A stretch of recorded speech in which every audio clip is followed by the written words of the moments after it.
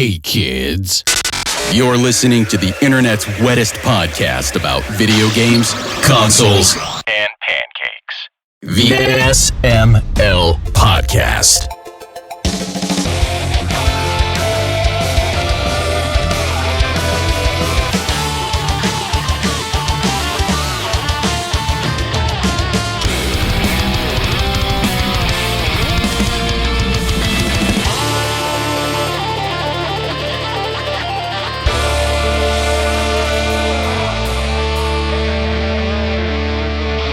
What up?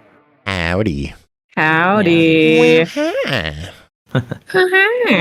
Water. My voice is breaking. I tried so hard to get a sound clip of that, but the audio quality is just so shitty in that video that while we can make it out, like trying to get a good working audio clip of it, it just sounds terrible.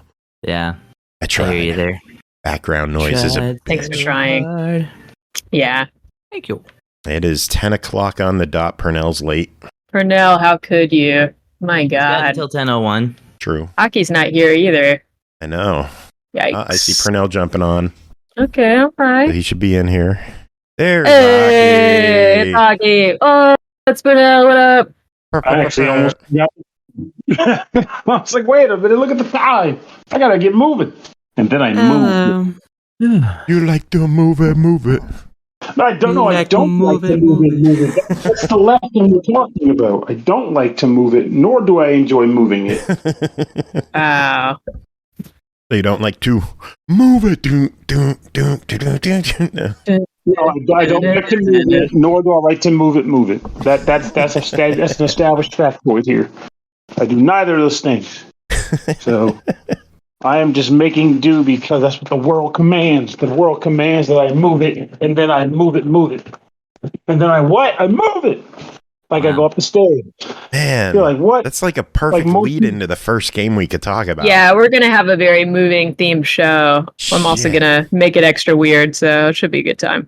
You're going to make extra you make it weird and then moving it again.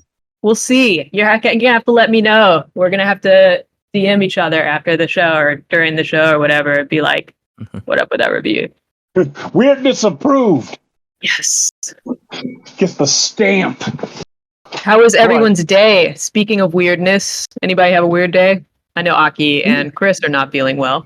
We bought a robo vacuum today. Whoa, is that like a Roomba? What is that? Like just some generic. It was like $100 at a liquidator outlet. Roombas are so cute. It was normally like $300, and we're like, we can't pass this up, can we? No, we can't. Kind of like run on like a pre-established pattern, or is it just like roll around till it bumps into something and then turns? I think it just rolls around until it bumps into shit and then changes course. How often do you have to empty it? Oh, we just got it today. Oh, no, I mean, like, I figured by instructions it probably says something like empty it every, I don't know, 2 laps or something. I just hope it actually has a vacuum on it and isn't one of those fake ones that's just battery operated. We emptied it once already. It went nice. a couple of laps around the house, and we had to give it an emptying, but no cat hijackers yet. Waiting on that. Purpose, like you clean up crap from the floor. God damn it. I feel like we're wasting all this in pre-show. We should start the show. Because you haven't learned your lesson. Somehow you haven't learned your lesson. Always be recording. I mean, it is recording, but I didn't do an intro. Oh. You don't need an intro. It's pre-show, baby. Just put it in the show. Cold open. That's right. If only someone wasn't on speakerphone. It doesn't matter. People will that's part of the cold open. That's why people get drunk before the show, and when they say action, they'll sober up very fast. Oh, I didn't know that. Can y'all believe we're almost at 900? That's crazy, dude. You record 2 per week, and you've been doing it for a very long time. How are we going to party it up for 900? Thank you so much for the sub. Yo, thank you. We need an air horn or something. What do we have here? There nice. We go. That is not a wonderful. There's a fail horn. A very different type of horn. Yeah, my day has not been weird. I Fell asleep on the couch when I got home from the gym this morning. So I got home at like 1:30 in the morning, fell asleep.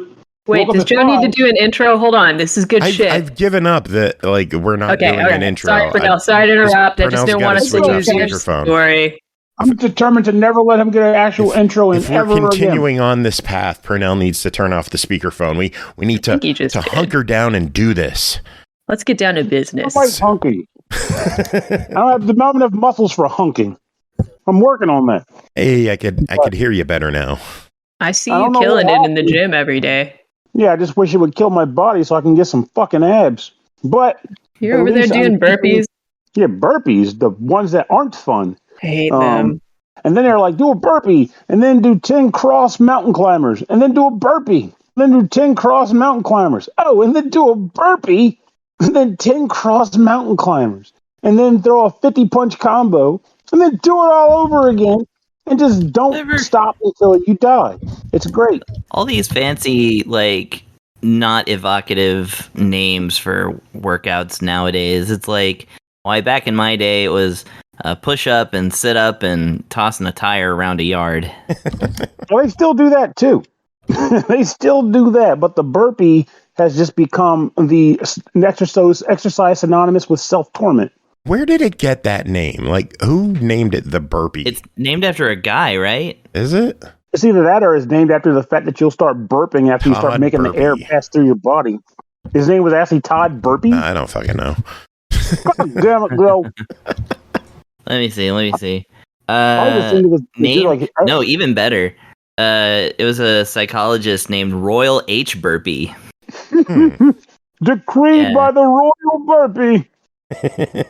Okay, so yeah, it's the original usage was the burpee test, in which a series of burpees are executed in rapid succession, designed to measure agility and coordination.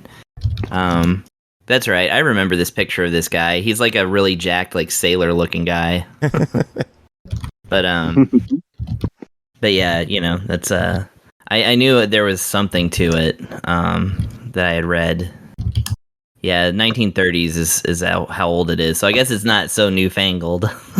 God damn well, yeah, it's been around for a while. Newfangled. Newfangled is so good. I do like fangled news. This just in, a newspaper spinning towards the screen. Royal H. Burpee the Third is his name.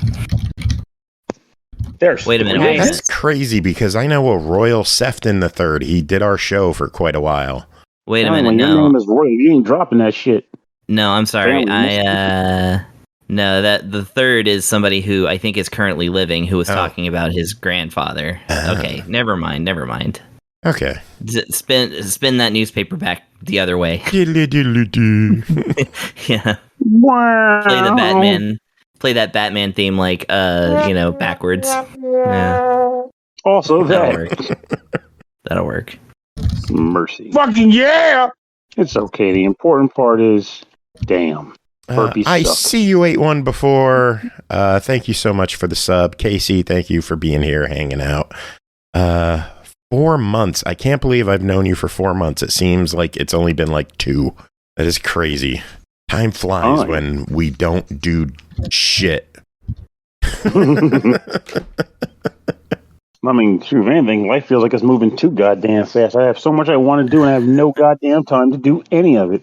It sucks. Speaking of doing things, you were up here in the past. Oh, that's right. In the past week.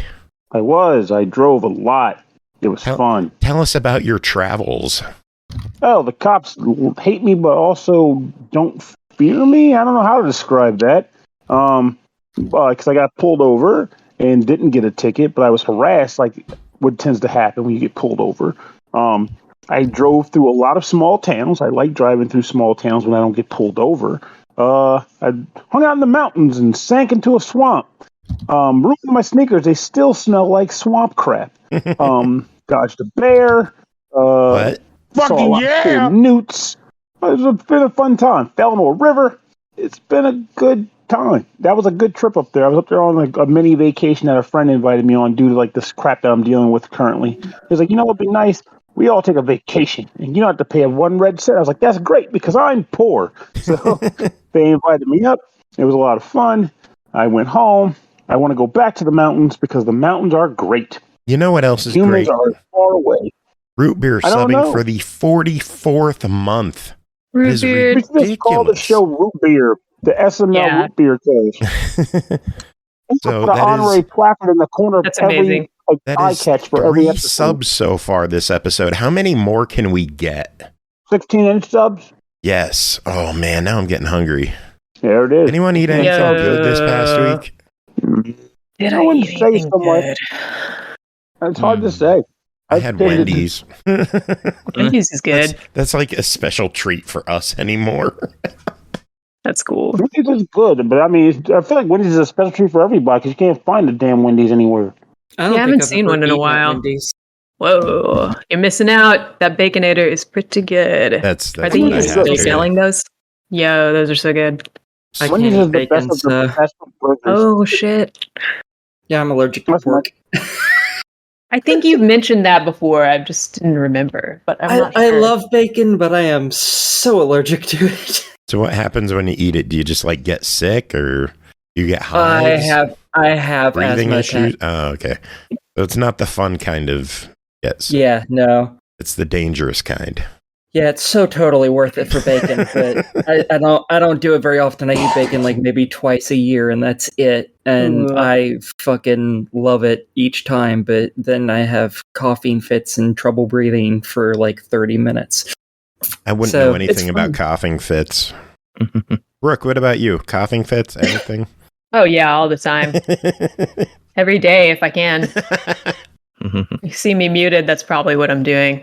Oh man. I could do it before the show and after the show, but I can't do it during the show. Well, you I can. prefer when my coffee I'll fits allow as it. opposed to when it doesn't fit. I don't think Twitch would allow Oh, it. okay, I love that. You to have a coffee? I think fit? Twitch does allow it, actually. I think you just have to make sure that you have it in your content warning. I think it has to be like legal in your state though, and it's only medicinal in our state. So Oh, yeah. so you're not Well, allowed to be sick. and doing Oh, it. that's what we're talking about. I thought we Yeah. were just talking about. I Oh, thought we no. were talking about coughing at first. I was really Me confused. too. No. Well, I mean, and Yeah, in my coughing. case, that would be just coughing because I have a slight bit of a cold. So What's In, the story yeah. there? Give us the details, Chris. Yeah, Chris. well, I played a show recently, and there's a lot of people there. And even though I wore a mask, I probably ended up getting a cold. Maybe damn. through Shit. Catherine. Have you tested? Is it How anything rude. bad? No, because it doesn't. The symptoms are wrong. Hmm. You know, like I'm not having any breathing troubles at all. That's good. And like I'm generally very tired, so it's like the tiredness is not worse than usual. And I mean, you can hear I can speak just fine. It's just like, That's a step up yeah, from I don't know. It Jacob. doesn't. Yeah, I mean, I will if it persists for a little while. I will get tested, but I mean, right now it's like I'm not going anywhere, doing anything, so I might as well just whatever. That's fair. I mean, to be fair with Jacob, he doesn't speak great because he's stupid. There's a difference. By the way, based on our chat in the scheduling and planning Discord, I did make a new shirt that just SML. We put the M in stupid. Amazing. That's Nice. a wrestling sign that I saw maybe 20 years Oh. ago, and it has What was been that? Why was there an burned M into in my the wrestling brain. song? It's. I don't know if I It's can just know. somebody just doing some a cool dude- sign, probably. Some dude at wrestling had a sign that said, "We put the M in stupid," and it has been seared into my brain. And now I put it on a shirt. You got to capitalize on that approve. stuff. Yeah. So exclamation merch if you want to buy any of our dumb shit. Please don't waste your money. But if you want to and you're really, really drunk or something and feeling frisky, I don't know, do what you want to do. There's a cool mouse pad. Salesmanship. Thank you, Aki. Yep. If I could just buy it. No, No. she linked it. Oh, She posted the link in chat. Wait a cotton picking minute. I have to come up with thousands of dollars to fix for home repairs that I need immediately. I am not playing this shirt. What are you going to do Oh, I about forgot Gunpla? you're dealing with that. Yeah. I'm going to be stuck not buying any for years at this rate, Oh. which is Why is extremely upsetting. I'm so sorry. Because I have to pay $1,000 to fix my roof. It's going to be a little more than $1,000. We also need to add vents up there. Finally, Hmm. And then I have to pay about $7,500-ish for new air AC unit and furnace. Then I have to spend around $1,000 to get a permanent crown for a cracked tooth that needs a root canal. I have to spend around $3,000 to fix my front and back porch that are falling apart.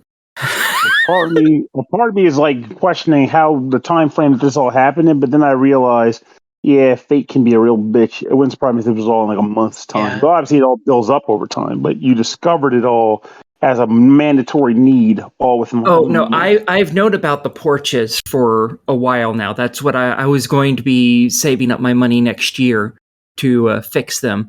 The roof, the AC, and the furnace all happened, and my crown all happened within 2.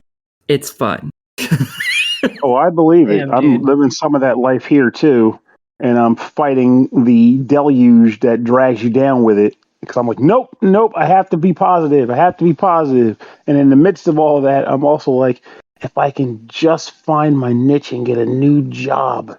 So like, it's like you're trying to outrun your bills, which is funny because that's pretty much what we're all doing. But I feel like hopefully you can find some reprieve in there or some relief. Well, I'm contacting companies to, companies and not businesses and programs and stuff to see if there's any money that any of them will give me to help me fund this. I called a whole bunch of them this morning, which is why I didn't sleep at all, because I was waiting for them to call me back. And guess how many called me back? Fucking none of them! In hopes to get some funds, and so I'm hoping at least one or two of them will call me back and be like, hey, yeah, we can give you, $1,000 or something to cut out some of that cost. A couple state programs. I would, but they're so hard to fucking find because states don't make any of this bullshit easy. Can't deny that. They're like, oh yeah, hey, you're on Social Security, you're disabled, you're on food stamps, you're on Medicaid. We're not gonna tell you where any of this shit is, and if you call us, we're gonna be like, I don't know, try this person, I guess.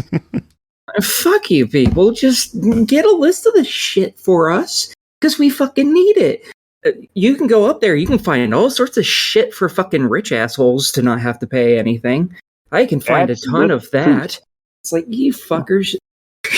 But so yeah, I have like 4 or 5 different groups that I'm calling. I've called almost all of them. Tomorrow I'm calling another one. And hopefully I'll get something at some point. Hopefully that'll help me pay for it. The roof is, I'm just going to have to eat that. Thankfully, I only have to pay a deductible. The roof? Yep. You going to use barbecue sauce? Nope. Just eating straight up Tario. But no, so thankfully it's just a deductible. Barbecue sauce all over my titties. Gross. Well, now I understand where the rent comes from. God damn it, Jacob. You gotta build that up. You gotta be the guys, like, we had Jacob all wrong. Look at this debonair gent coming in here saying, hey, Aki, I know you treat me like shit half the time, but I want to wish you well. He goes, barbecue sauce titties. God damn it, Jacob. That was a sound clip. I'm rooting for you, man. You do this to me. The roof's going to cost me a bit under $2,000 on its own. Because I have a $1,000 deductible, and then it's going to cost money to get the vents put in so my roof doesn't, break apart quickly. Because everyone, you need your roofs vented if you don't have insulation in. I'm just saying, gotta do it, folks. These are facts. I don't fuck around with the roof. That was one of the major fears about buying the house. It's like, hey, if you buy a house, now I'm responsible for the roof instead of my apartment complex. And Dad was like, well, you just got to build up the money. Know that the damage is coming. In about 10 years after you move in, put that money away. And I'm like, even knowing that, putting aside a random $10,000, $15,000, even though obviously it varies by roof, you might be able to get it cheaper. What you do is you wait until a really bad storm comes by when your roof's a bit on the older end and it destroys the fucking thing. And then you put your shingles? Oh yeah, most of my shingles are gone at this point because we've had a whole bunch of storms since like March. So it got so bad, which is why it's getting replaced. It got so bad I could see the fucking gaps in the shingles and I'm fucking blind. And I was like, oh, I should probably call somebody about that. That's not good. Oh, mercy. So yeah, they sent somebody by and they were like, oh yeah, no, that's not good. And the company's like, yeah, no, we're just going to replace the entire roof. I'm like, oh, thank God. Because I did not have the like $12,000 it was going to cost otherwise. Well, yeah, just gotta hang in there. It has to get a little better because I'm rooting for it to get better. And if it doesn't, well, guess what? We can kick it in the nuts. But for now, let's just hope for the best. Thankfully, worst comes to worst, I can borrow money from my grandparents, so I can get it paid. I just really don't want to have to borrow it from anyone. I'd like to just try and get it taken care of and pay it off myself, but I can't get that kind of money. So worst comes to worst, I can get the money. It sucks because I don't want to have to borrow from my grandparents because they're old and they could use this for, things that they need. So, but yeah, so I'm not too terribly, worried. I just would prefer things to go my way for once. For once this month, it would be great. Solidarity to that, my friend. But enough of me being a downer. Brooke, how's your week? Please say it's not bad. Please. It's pretty good. I mean, it's just getting started. Honestly, last weekend was chill for me. Just played a little games. Played Moving Out with You yesterday. Yeah. Now I'm just babbling. I wasn't expecting to talk, so I'm just kind of filibustering over here. Yeah. If we're going to talk Moving Out, should we just dive into these things? We can dive in, and we can take as many chat breaks as you want, because this review is going to be all over the place. Heads up. Works for me. First game to talk about tonight is Moving Out 2, developed by SMG Studio and DEVM Games, published by Team 17. Released August 15th on Xbox One, Series X and S, Switch, PS4, PS5, and PC for $29.99. Moving Out is back and wackier than ever, now with online play. Return to pack more and use your moving skills across brand new dimensions and some old favorites with a U. Help rebuild smooth moves and become an all-star furniture arrangement relocation technician, or a fart. Yeah. Or both. It wasn't a good joke in game. It's not a good joke out of game, sadly. It's kind of good. And I like fart jokes. I like the fart.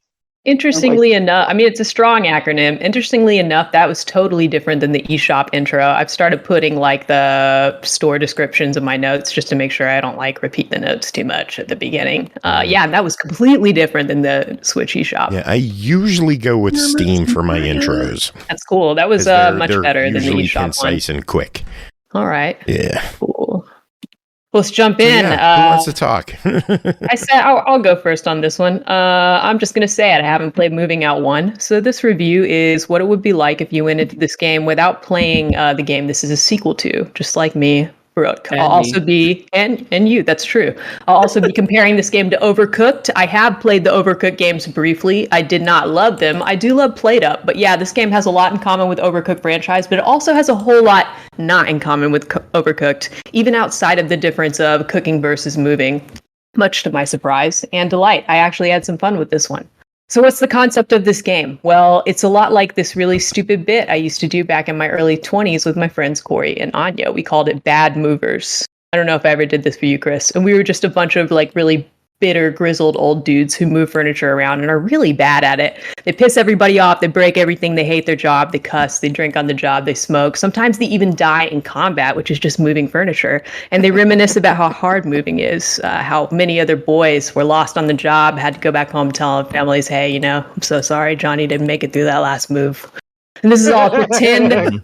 Stay with me here. This is all a pretend segment we made. I've added all these notes since I posted in our afternoon group chat, by the way. This is all a pretend segment we made that would, in our imaginations, it would air on CBS Kids. So my character would be like,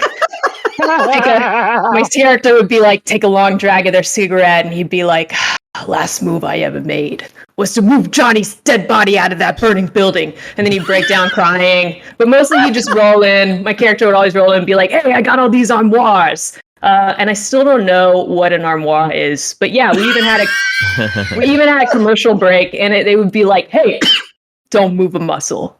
Bad movers will be right back." On CBS Kids. So yeah, this is a comedic game, I feel, about how shitty movers are. So it just completely unlocked that memory for me. Thank you for letting me share that. Corey and Anya, our dream became real. There's now media marketed to kids about really horrible grown adults moving furniture and just messing everything up for everyone, especially themselves. But no, this isn't... Oh, sorry. I was just going to say, I don't think that you've told me about Bad Movers specifically, but that absolutely tracks as a early 20s Brooke thing. Oh, man. And that's one of the more family-friendly ones, so we won't spend too much time on that. 2009 to 2012 was not a good year for a lot of us humor-wise. But yeah, so this game isn't totally dark, and it is kid-appropriate, so that was not related to this. Unlike Bad Movers, the CBS Kids show that thankfully never was, it's super upbeat. It's goofy, it's wacky, it's zany, an irreverent romp, I believe it would be called. This game feels like it was written by someone who has had all their stuff broken by bad movers over and over again, and they just have like a really great attitude about it. You get in this game, you go through the tutorial, it's teaching you how to move and what the rules are, and by the end of the tutorial, you are officially FART certified. FART certified. So that's the kind of humor this game is starting to bring in cold out the gate, and it's bringing a lot of it. Like, some people are going to wish this game had less jokes because it's just like, it's like a lot. But I appreciate it. Like in Overcooked, when you're navigating... Oh, sorry, go ahead. There's there's at least one pun at the start and usually at the end of every fucking level. Oh, it's so true. And I love them. And I'm about to give a really bad pun in a couple minutes. It's really going to piss Aki off. No. So get ready for that. Like in Overcooked, when you're navigating to different levels, you're driving through town. The animations for when you break shit or run over fences or trees, pretty funny. Sound effects are good. So it's got that Overcooked charm that I personally really love that made me want to like Overcooked too. Y'all know I like cooking games. Played Up, though I do love it, is missing the polish both visually and in sound design that these games offer. Played Up definitely doesn't have that aspect of their game on lockdown, even though I do prefer it to Overcooked overall. When you're driving through town in this game, feel free to run crap over. It's fine. You can break anything, even in town while driving. Go nuts. Treat it like a demolition derby if you're really pin up because, and I quote, the whole town is insured after moving out one. When you're navigating... From the Movers HQ, where the tutorial takes place to your first house to move/level to the next house, or maybe even later to the arcade for some mini games you can unlock by stealing. More on that in a bit. Let me talk just a little bit about the humor and co-op playability before I hand this over to Aki. Overcooked was a really silly game, lots of humor, but while it has a similar tone, I feel this game is much sillier and at times cruder, but not really like too crude, still kid-friendly. There's tons of pop culture references, so it's one of those games.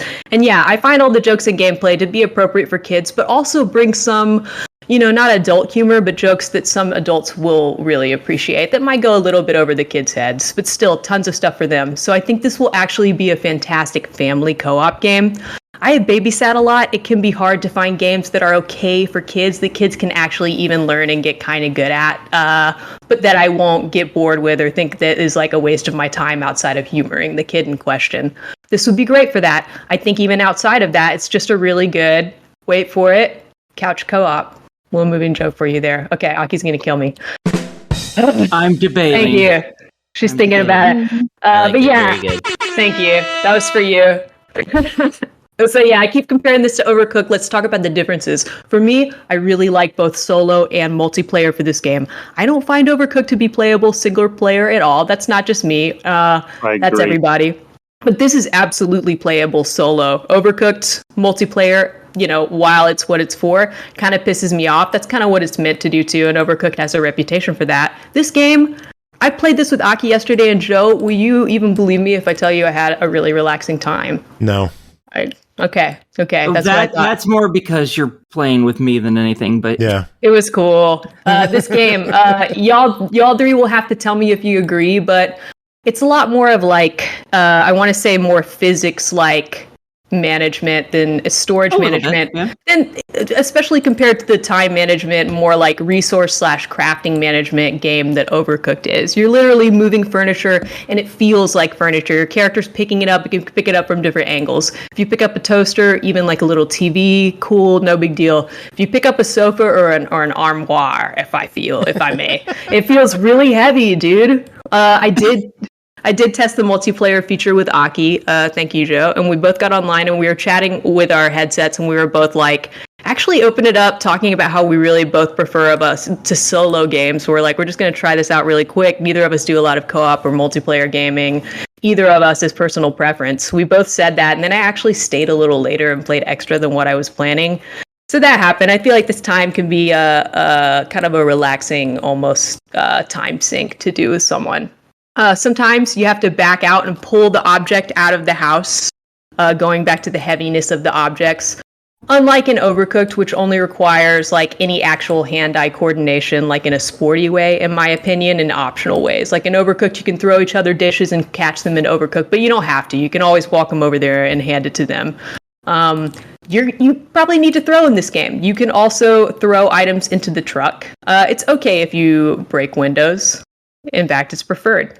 What is the worst part of moving, fitting the junk in the truck? You gotta Tetris it. Well, you don't really Tetris to a T where it's a tight fit, but you can't always throw everything in the truck all willy-nilly. You gotta make sure everything actually fits in the truck from the house, because you're only gonna get this one trip. Although, I learned when I co-oped with Aki, you can enable assist modes for playing this game. One of which is you get the item. Okay, cool. Just like in real life, you can slap stuff. Almost done here. It makes furniture moving easier. Amazing. I love this mechanic. If you are moving a toilet, which a lot of people weirdly want moved in this game, they want their toilet in the new house, but they don't want their computer. And they're all electronic. Yeah.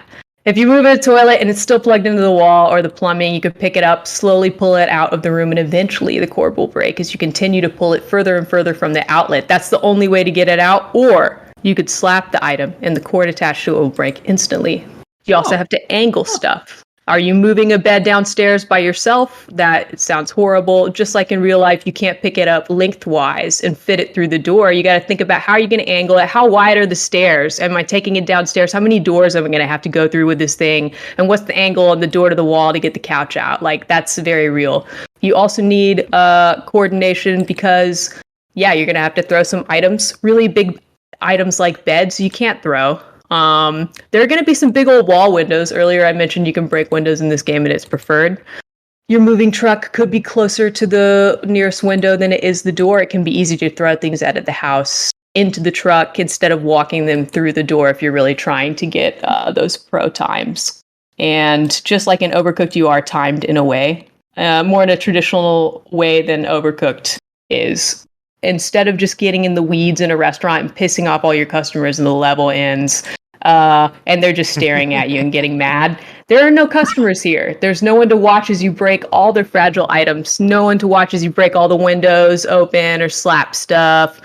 You can slap doors until they break. Get them out of the way. Doors are annoying. Don't even get me started on sliding doors in this game. Sliding doors. They're so horrible. I actually thought we had enabled an accessibility feature that meant that I didn't have to open it over and over again. No, I was wrong, and we messed that level up, but it was all me. First of all, wait a minute. So, because Joe said that too, and I'm sure the one guy is like, we're not too bad so much as just you got to find a small box and just block that bastard. Like you That's open really that thing smart. one time and you block the door. Why didn't I think of that? Dang it.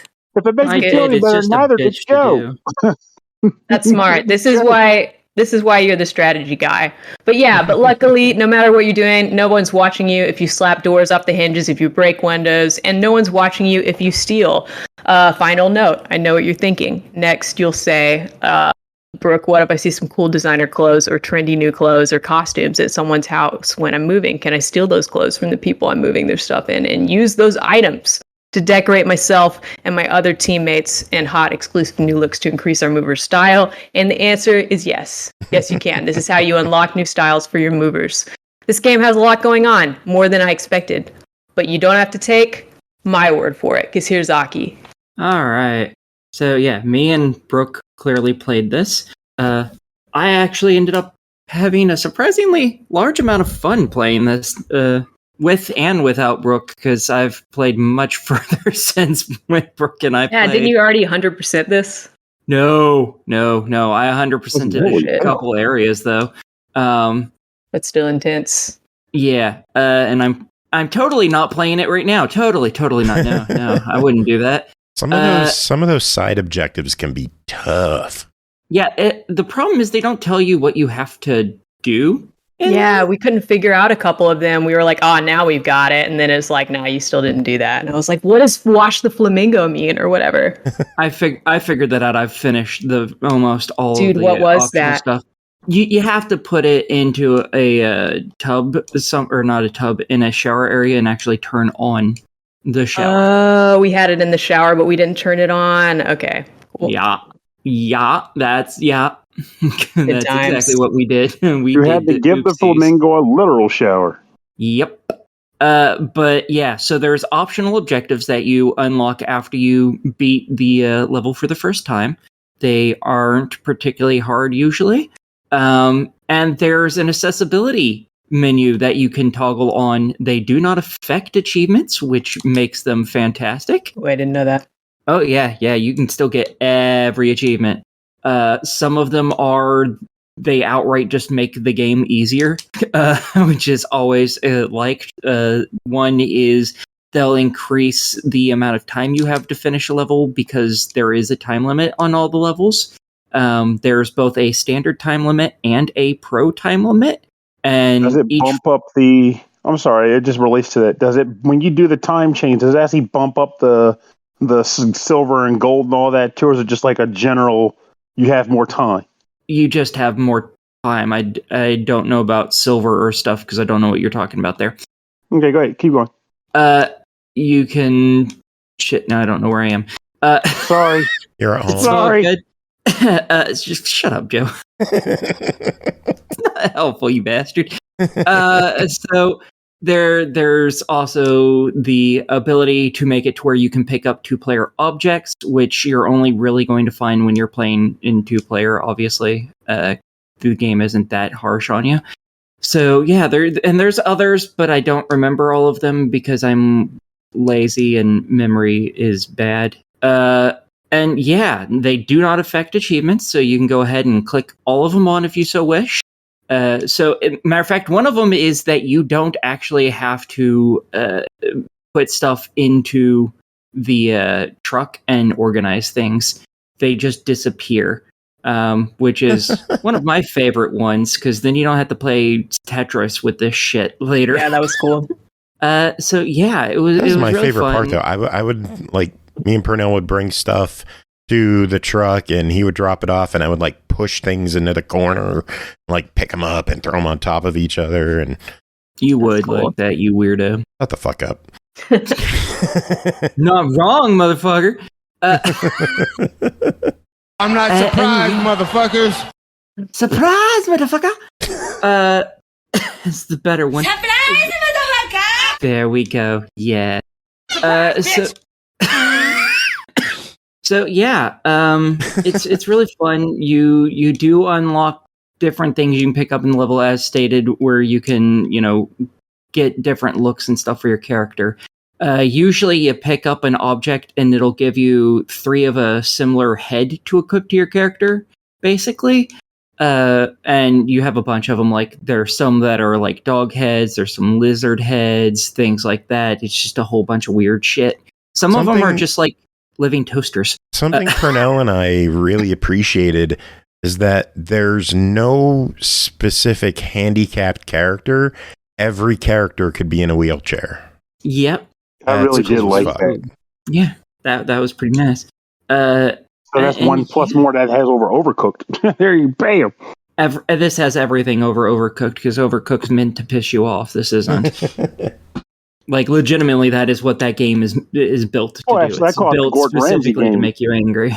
Well, Pernell, tell us about your thoughts on the game, because you and I played it together when you dropped by. We put, like, I don't know, an hour or 2 into it, just going nuts. Yeah, we putzed around like 4 or 5 levels before I had to cut out.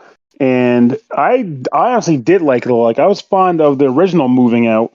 And though my memory is probably crappy, I'm sure if this is true or not, but one thing I didn't realize could be a thing, which is in this game, which I don't remember being in the first ones, you can move into houses too. I feel like the first one was all about moving stuff out of homes, but this was like, hey, here's a level you have to move stuff into the house. And when that happens, whereas with the truck, you have to load it a la Tetris style, like we were all talking about. When you move stuff in, you have boxes of various shapes and sizes, And then when you pick the box up, you'll see silhouettes in the house that indicate where that object can go. So that was one of the levels where we had the sliding doors. It was like, okay, well, since that box needs to go back there, it would make sense to just make it block the door and make that be the last thing we move in, and then we can just dump it and jump out the window. So it added some really cool puzzly elements that the first game. Well, I'm sure the first game had elements like this, but in a different way, like doors that opened one way. So you had to make sure that you made sure when you got inside the first time, you broke the window, so you didn't have to worry about going through that one door every time. Like, it was a lot of fun. I like the idea that you can find those little video game cartridges hidden around the map, which will allow you to unlock little mini games at the headquarters. Joe mentioned earlier, I love the fact that everybody's in a wheelchair, so you're not like relegated to like having to play the wheelchair character if you want to have that representation as you play. Music's still good. Personally, I enjoy the puns and the humor. I had a couple like dumb grins every once in a while. I was like, oh my God, they actually said that shit. It was fantastic. I do like the element of them having fragile objects specifically, because it's a bit of a dance with danger bit. So one of the things I used to try to get Joe to do, he was reluctant half the time, I'll admit. But I'm like, hey, Joe, stand there. I'm going to throw this across the water. You can catch it and then put it on the truck. And when you do that with fragile objects, you run the risk of the other person missing it, and then it breaks. And when that happens, it goes back. It respawns at the original point. So you lose time running back to get it. This game is a genuine good time. Speaking of throwing shit, my favorite was when I threw something, it hit the umbrella, bounced off it, and bounced into the truck. Yeah. Yeah, they're all made very specifically to try and angle things into the truck when you hit the umbrellas. It's pretty nice. There's actually a hidden one of the things you have to do is bounce stuff off of 8 of them in the first level where you can do it. So yeah, have fun. Go get that gold star. I did feel like that's what I was referring to, by the way. You said the gold star. I was referring to like there being like a default scoring, and there's like a better star, like 2 different star levels. There's the normal and pro, and it increases if that's what you were trying. Yeah, that's what I was referring to, but I just defaulted to silver and gold. But I also like that I'm sure later on they became rougher, but the time seemed fair. Like, I never really felt like, unlike an Overcooked, I never really felt like a lot of those levels were just ridiculously unfair. But that may also be because we were playing in co-op, and most of my unfair vibes came from the single player in Overcooked. But yeah, this game is legitimately good. Even on playing it solo. Because I've played more than half the levels myself on solo. How does it handle couches and stuff? When you play solo versus 2-player, you grab different things. They'll switch up different stuff that you have to grab in every level, so that you're not picking up any of the too heavy stuff. Also, some of the items in the levels just outright change. Like in the very first level, if you're playing 2-player, there's an L-shaped couch you have to get outside. If you're playing solo player, it's not an L-shaped couch. It's just a standard normal straight couch that you can carry out on your own. So that's what they do with it. And I will say one thing that, even though we've all been saying how fun the multiplayer is, I feel like one thing that we should mention just in a verbal sense is that one thing that makes the co-op particularly fun in this game that isn't stressful, but also is like more of the fun stress, is the idea that you have to verbally coordinate your actions. Like Aki mentioned the L-shaped couch, and you're like, all right, we're going to move this couch. As Joe and I are moving, like, okay, I'm going to turn counterclockwise. He's like, you're counterclockwise? There's no you're counterclockwise. There's just counterclockwise. That's awesome. And you're like talking through all the stuff. And it's just that element of fun of talking your way through motions, making a plan and executing it. And if you see one person going, it's like, no, go over there. Go over here because I'm on my way there now. We can get the couch together. It's like, oh, cool, good idea. I'll go get the couch with you. Interesting. We didn't really need to do that too much. Yeah, we split up, and then Aki would talk to me when I was about to fuck up one of our achievements, which happened a lot. I'd be like, don't use that sliding door. I'd be like, oh, shit, I almost forgot. Brooke, don't break that window. You almost broke that window. We're trying not to break. Oh, my bad. And then she'd break the window anyways. So that it was an accident. You did have your own version of it. Your communication was specifically achievement driven, though. That's all. Yeah, but we just still had that flirting. thing. I did a lot of flirting too. Shock. That is a shock. Absolutely. Don't remember this. Flirting on the job? Aki's flirting on the job within the job. What the hell? Yep. Who'd have thought? And Brooke was being flirted with and didn't notice. This sounds about right. So. Yeah, pretty much. Anyway, Oh, this game's that's clocking fantastic. in at $30. We need to make a verdict on this one. Yes. All the yes. This is a fantastic game. Fun for everybody. Go get it. I think for what this is, it's a surprisingly fantastic game. It certainly exceeded my expectations. Sometimes I get something to buy and I'm like, everyone should buy this game. Shut up, you don't know what you like. And I don't know if like every person in the world will like this game, but I heartily believe that anyone who's thinking about buying it or likes games like this will be pleasantly surprised by this, both solo and multiplayer. I think the game just works. Yeah. Cool, Pernell? It's great fun. Well, I mean, I only got to play a little bit of it, so I can't speak on the price itself. But I will say that, in a general sense, I would buy this game. I think it's good. I bought the first one moving out, and this just feels like they improved it. So Cool. So Pernell's going to buy it, and then all four of us are going to play together. Yeah. Sure, I can do that. Hey, that This sounds is pretty something cool. I will actually play with you fucking people, because I've really enjoyed this. I will actually play this with you. Nice. Especially if I get to play with Brooke. that's our real reason. Wow. Even Anyway. though That's the real reason. I'm the Hey, worst player out of all of us. Joe and I are ready to play. Brooke's like, oh, I'm sorry, I got an event to go to tonight. And Aki's like, look at the time. I'm feeling kind of sick tonight. Time to go. Okay, Oh, man. I still need to play something with Joe and Pernell. I haven't played something with either of y'all. So. By all we can technicality, easily- the only person I've ever played anything with was Cole and Brooke. Those are the only two people I've played any games with on our team. You've played with me. Have I? Yeah. What did we play? Zombie Army. Oh shit! I forgot That's a all big- about those are that. good games, I too. try to block that game out of my mind. What? Oh, I didn't play the first one. I played the fourth one, but I thought that was pretty fun. I reviewed all the DLC. It got very samey by the end, Yeah. so I kind of just Ooh. like. I need to play the first one though. I have the Army, Zombie Army trilogy game. I need to play that at some point. But yeah, Anyway, moving on. Next game to talk about is Hammerwatch 2, developed by Crackshell, published by Modus Games, released August 15th on Steam for $24.99. Gather your heroes and journey beyond the dungeons of Castle Hammerwatch to explore a pixelated world like never before. Aid King Roland's resistance while helping villagers along the way, battle beasts, finish off hordes of the undead, and face the forces of evil. Pernell, what's going on in Hammerwatch 2? So, Hammerwatch 2 is a sequel to Hammerwatch 1. Shocker. What? Though you might be wondering about that, but the reason why I say that is because there was a game in the middle called Heroes of Hammerwatch, which was more of a action roguelike game, and this game is not a roguelike.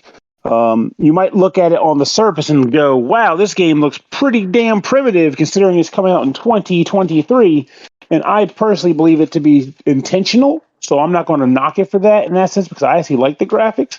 It reminds me of a classic game I used to play back in the day called Dungeon Explorer, which was meant to be kind of like a Gauntlet meets RPG game.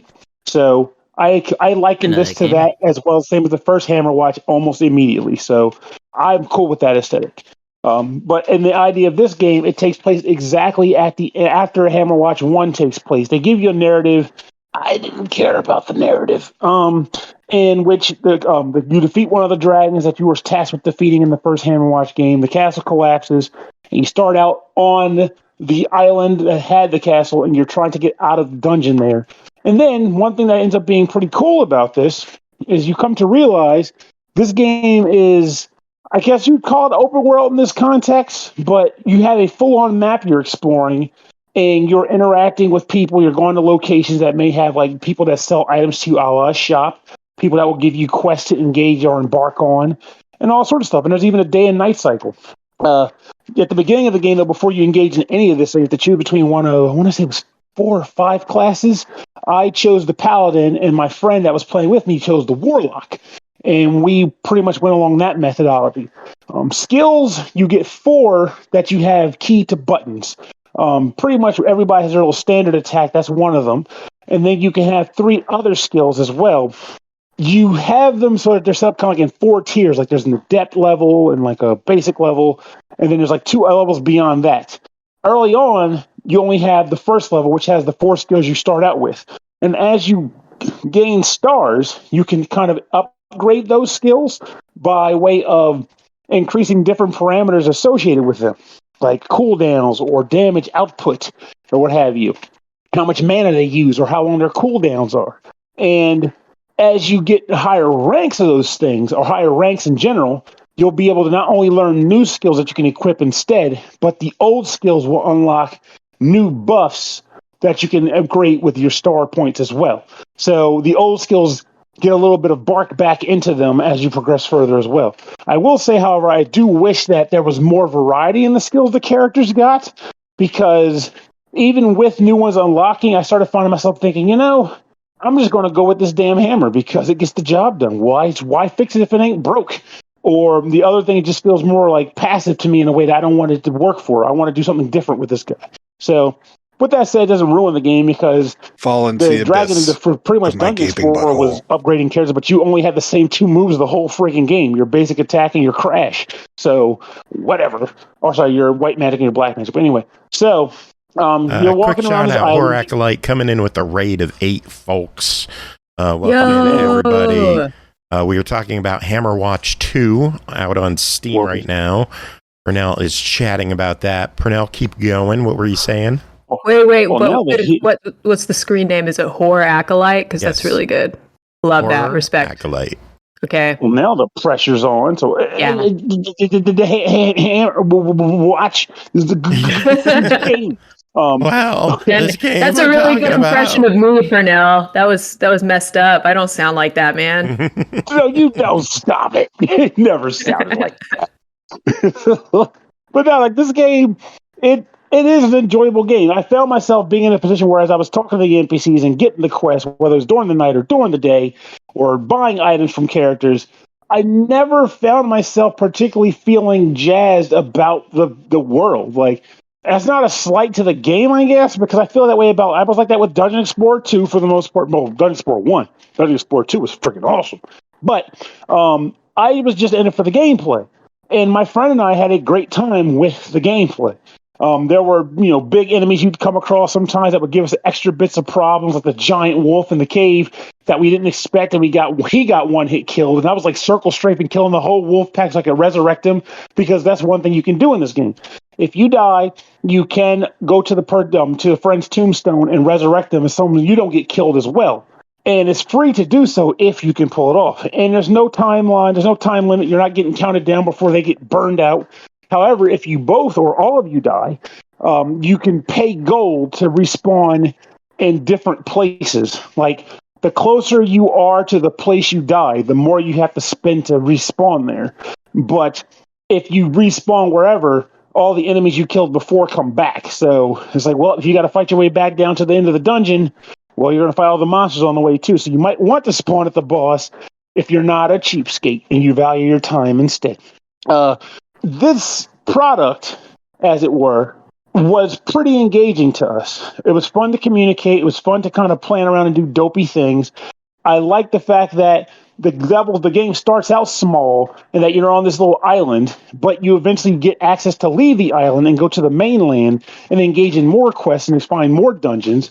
And you can always unlock fast travel too eventually, which allows you to travel back and forth between places if you want to go back and finish old quests or what have you. There's various item crafting that takes place, but I will say the item crafting isn't particularly deep. It's just you go to different merchants, and as long as you have the tools to do so, you can just select the box and it says, here are all the things you have the ingredients to make. Do you want to do it? And you go, sure. And you spend it and you're covered. But nonetheless, it gives you a reason to go pick up 100 mushrooms and 30 amethysts, so you can just have it on hand in case you need to spend it to upgrade, unlock a potion or something. With that said, it does draw me to one of my major complaints for the game. Admittedly, it's early. They could fix this. But I will say this is something worth addressing, especially if it ends up going to console eventually. And that is the interface system could use some work. More than a few times I found myself just kind of fumbling through some of the menus. For example, I guess, let me see if I can describe this properly. If I want to use an apple, not binding it to a hotkey, mind you, just going to the inventory and using an apple. I'm playing on the Steam Deck. I would press a button I could click across to an item, but I couldn't find any way to select what to do with it after pressing A short of dragging the mouse cursor over and then clicking the mouse button down to activate the eat or drop action, despite the fact that hitting the button should trigger that sub menu to come up, and I should be able to select it with the cursor, or not the cursor, but with the thumb pad. But apparently it doesn't work that way. If it can work that way and I'm just an inept goober, by all means, developers, please tell me, because I want to have a better time with my game. So I'm okay with eating that bullet. But, as it were, both myself and my co-player were kind of like being like, wow, it would be real nice if they cleaned this menu system up. Because most people, I feel like a lot of people are going to be playing with a controller. I don't see a lot of people keyboard and mousing this game. I'm not saying it's not possible, just this game sings to controller play. But well, I know they are working on a console version to come out in the next couple of months, but yeah, I'm not sure what the keyboard and mouse to controller ratio is going to be on PC. Well, if that's the case, if they listen to this review, please, if you hear this, when you're making your changes, make that one of the things where if you click using the cross pad to an item and you press the button on it, the sub menu becomes controlled with the cross pad and lets you cancel out of it. That just makes sense. And it would be easy for you to implement. I'd assume. I'm not a programmer. I'm just a data dork. But I think you could do it. So that is an aspect of it. And also, I mean, the binding of the keys, that is something I'm still getting used to as well, because I had a moment or two where I bound an apple to like the A button and accidentally ate 5 apples when I shouldn't have. Like, whoopsie frickin' doodle. So, but all that rambling aside, I do find the game to be fun. But I will lead with the caveat, though I kind of mentioned it earlier in the review. This game is not... Oh, sorry, there's one more negative thing that people might not like, but I got to point out, because it didn't bother me, but I'm not everybody. From what I could tell, I couldn't see a way to select multiplayer local. I only saw multiplayer accessible by joining or creating a server. So... that may mean that couch co-op is out, at least right now. So take that as you will. But I played multiplayer online. Didn't bother me. My main player is always going to be online. Or we're going to have 2 Steam Decks next to each other, so whatever. But not everybody's going to have that situation, so worth pointing out. Now, back to the last point I was making, and then I'm done rambling until the next thing where I got to ramble. This game is not designed to be new age gaming product. There are a lot of games of this ilk out there, some of which are higher end in the graphics or budget category maybe. This game is not trying to be that from what I can tell, but I feel that what it is trying to do, it does well at doing it. So if you want some high end game that's going to push your graphics card, you want another Diablo or whatever, this ain't it, baby. Go buy a different game. If you want a game that has a retro vibe, that has a lot of cool lighting effects, and some pretty funny voice acting in regards to like the different characters you can choose to make and whatnot, with a limited but still interesting to use skill system, I believe this game is up your alley. I like Hammerwatch 1, I like Heroes of Hammerwatch, and I like Hammerwatch 2. Then again, I guess it shouldn't be a surprise if I like the other 2 that I would like this one. But I'm going to make it official. So there you go. Give me an official $24.99 verdict. I think it's an official buy. This is a good game to play. Cool beans. And for the next week, it is 10% off on Steam, so $22.49. So if you want to save a couple of pennies, there you go. Next up, fry from Wawa with that dough.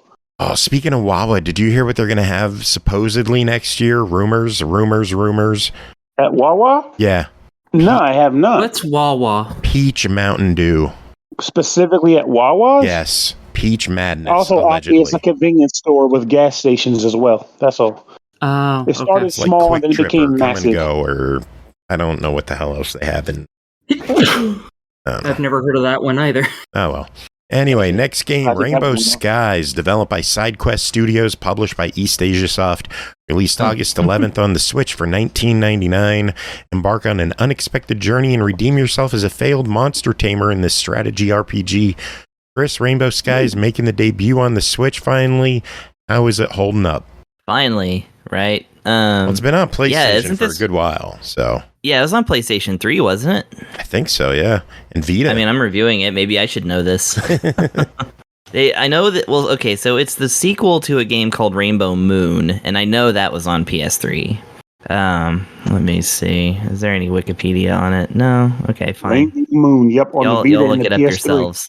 Either way, that is going to factor into the actual review because it does have a little bit of oldness to it. But yeah, let's talk about it. So, Rainbow Skies is a JRPG. Does not appear to have been developed in J. However, I do believe it's just kind of hearkening to that system of turn-based combat.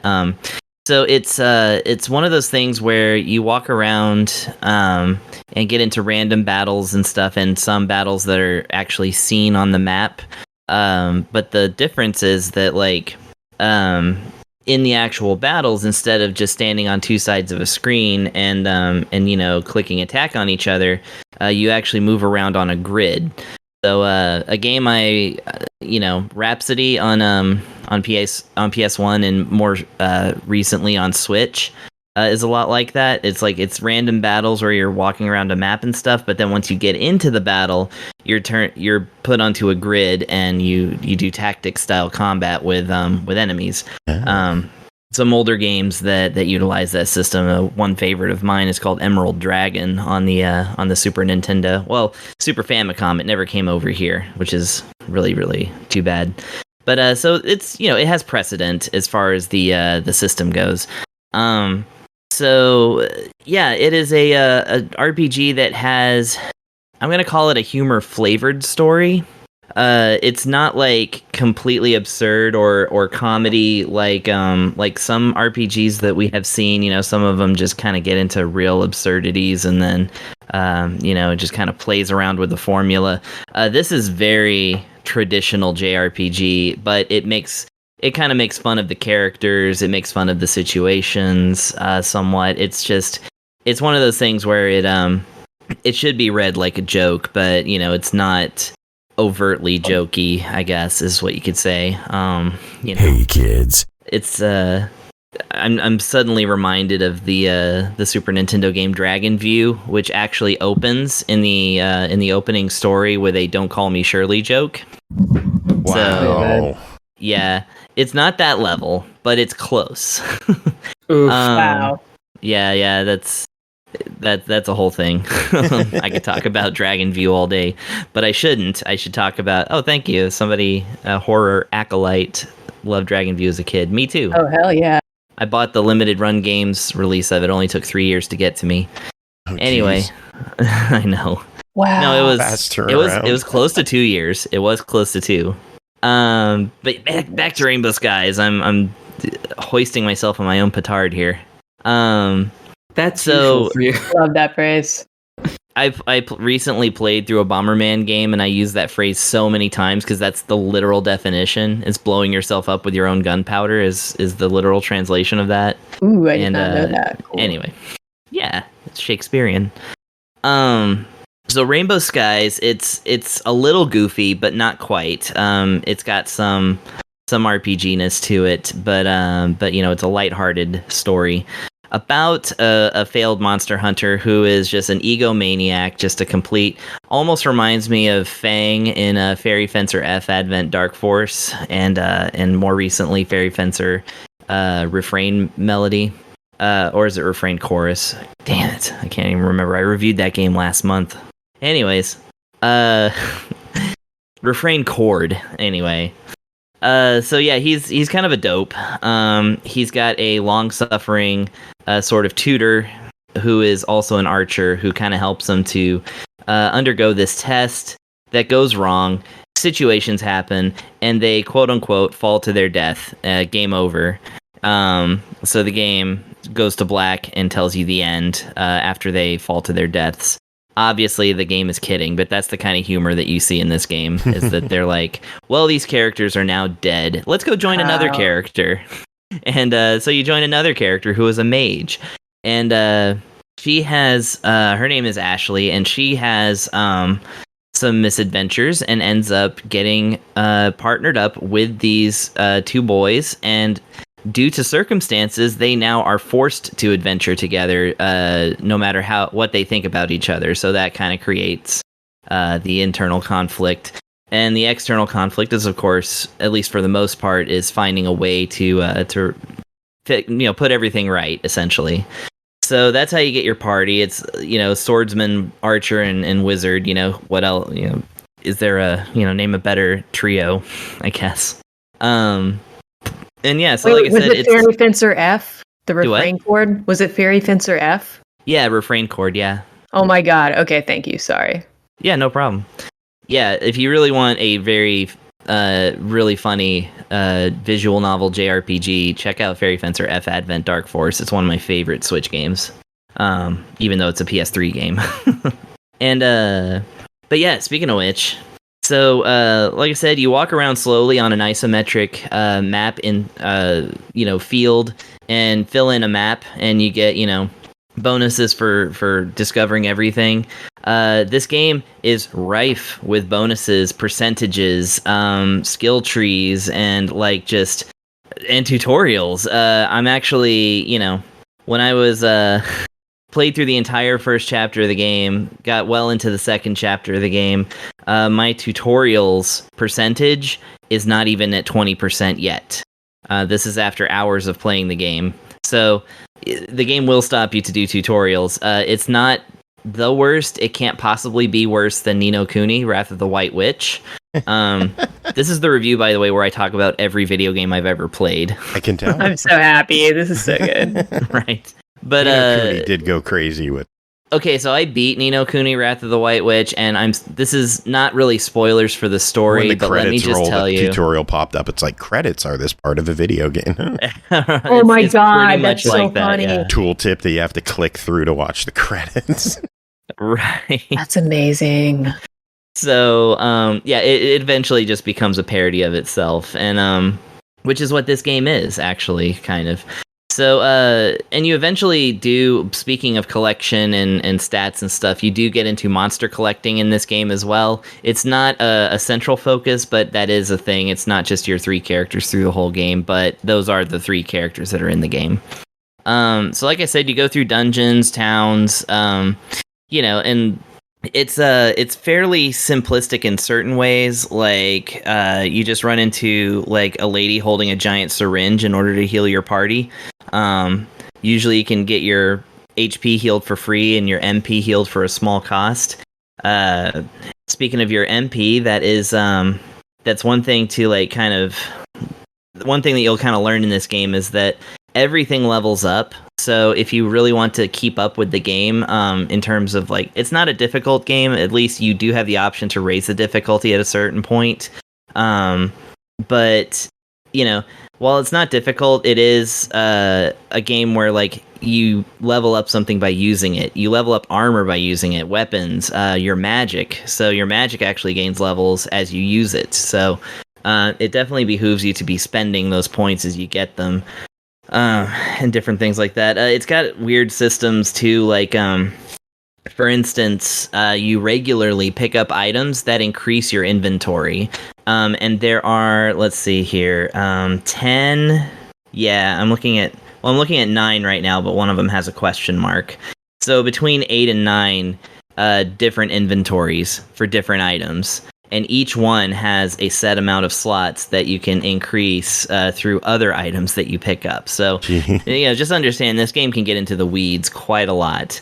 And speaking of getting into the weeds, you do have once you get out into the weeds, then you can fight monsters that are either on the map or as random encounters. Now, a cool thing I do like about this game is that you can sometimes, only for a few frames, maybe a second or two, you can be warned that an enemy is coming, and if you push the button, then you can actually get the jump on them, which is kind of cool.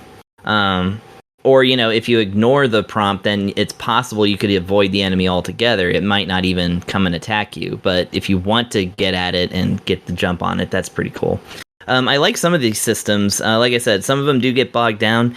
The thing to know about this game is it's not a fast game. So if you really want to enjoy this game, as I have, you really gotta get used to the fact that you're going to be visiting that menu often, and basically, you're going to be clicking on a lot of things as they level up and unlock. And when you go into any kind of collection of any town or collection of people, there's almost always a big stack of side quests to do, which involve like, get me 2 potions, get me, this item that drops from this enemy, and you get rewards for them and stuff, but more importantly, you get that percentage point to go up, man. So important percentage. Yeah, exactly. The other interesting thing about this game, and I honestly don't think I've seen this in an RPG before. It's so small, but I just want to call attention to it. If you stand still for like half a minute, the game will automatically pause. I don't know why. It's not, it's turn-based, so there's not really anything they can do to you, but that's just interesting. I've never seen a game an RPG specifically auto pause before. So anyway, like I said, so the music's really nice in the game. The graphics are really interesting. It's like I said, it's isometric, and we'll talk one more time about it being isometric in a second. But your characters have this it's kind of chibi, but also kind of realistic look. They kind of look like action figures in a sense. It's an interesting art style, and I couldn't quite place it, but I like the look. But it is very looks like it was from like the PS3 era, in terms of just kind of looking a little bit more simple, but not like throwback, not like PS1 or Super Nintendo graphics kind of thing, like games that I talk about frequently. Now let's talk about a complaint. So the game has isometric movement, right? But on the field, the map field, you move in 8 directions. Mostly you're going to be moving diagonally. So, you're going to be since you can move with the stick, that's not a problem. You just, put the stick in some diagonal thing and you go that way. Or if you really want to walk straight left or right, then push, the D-pad or something. You can do that.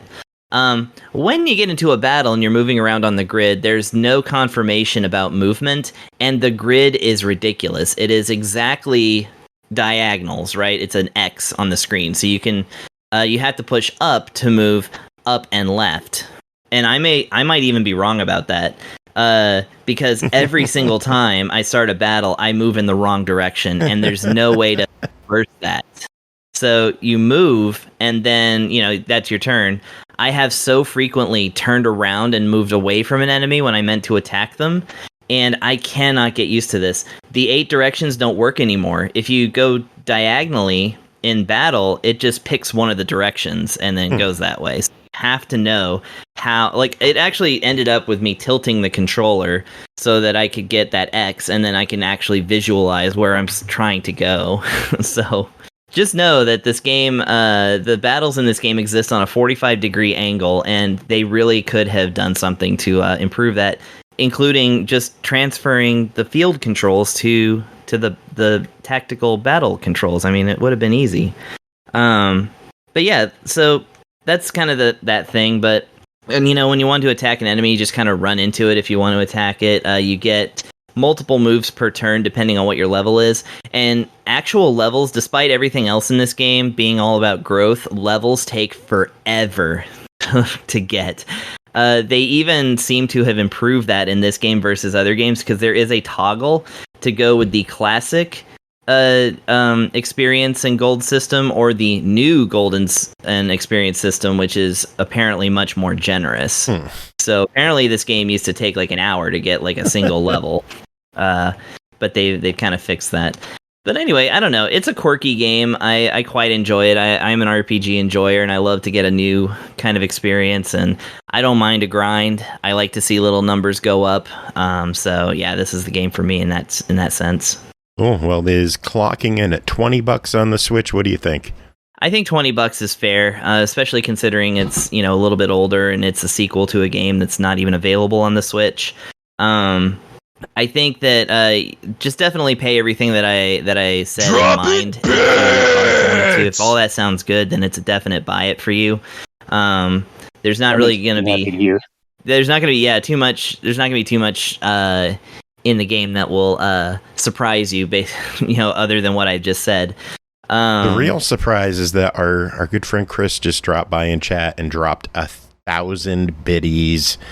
Chris, that's so many biddies for coming by and dropping bits. I owe you a smile, so Here's the smile. If you could see it through the beard. It's there. Yeah. Hey, thank you. Disappears into the mustache a little, but we can see. I can't help it. I know. I got one too.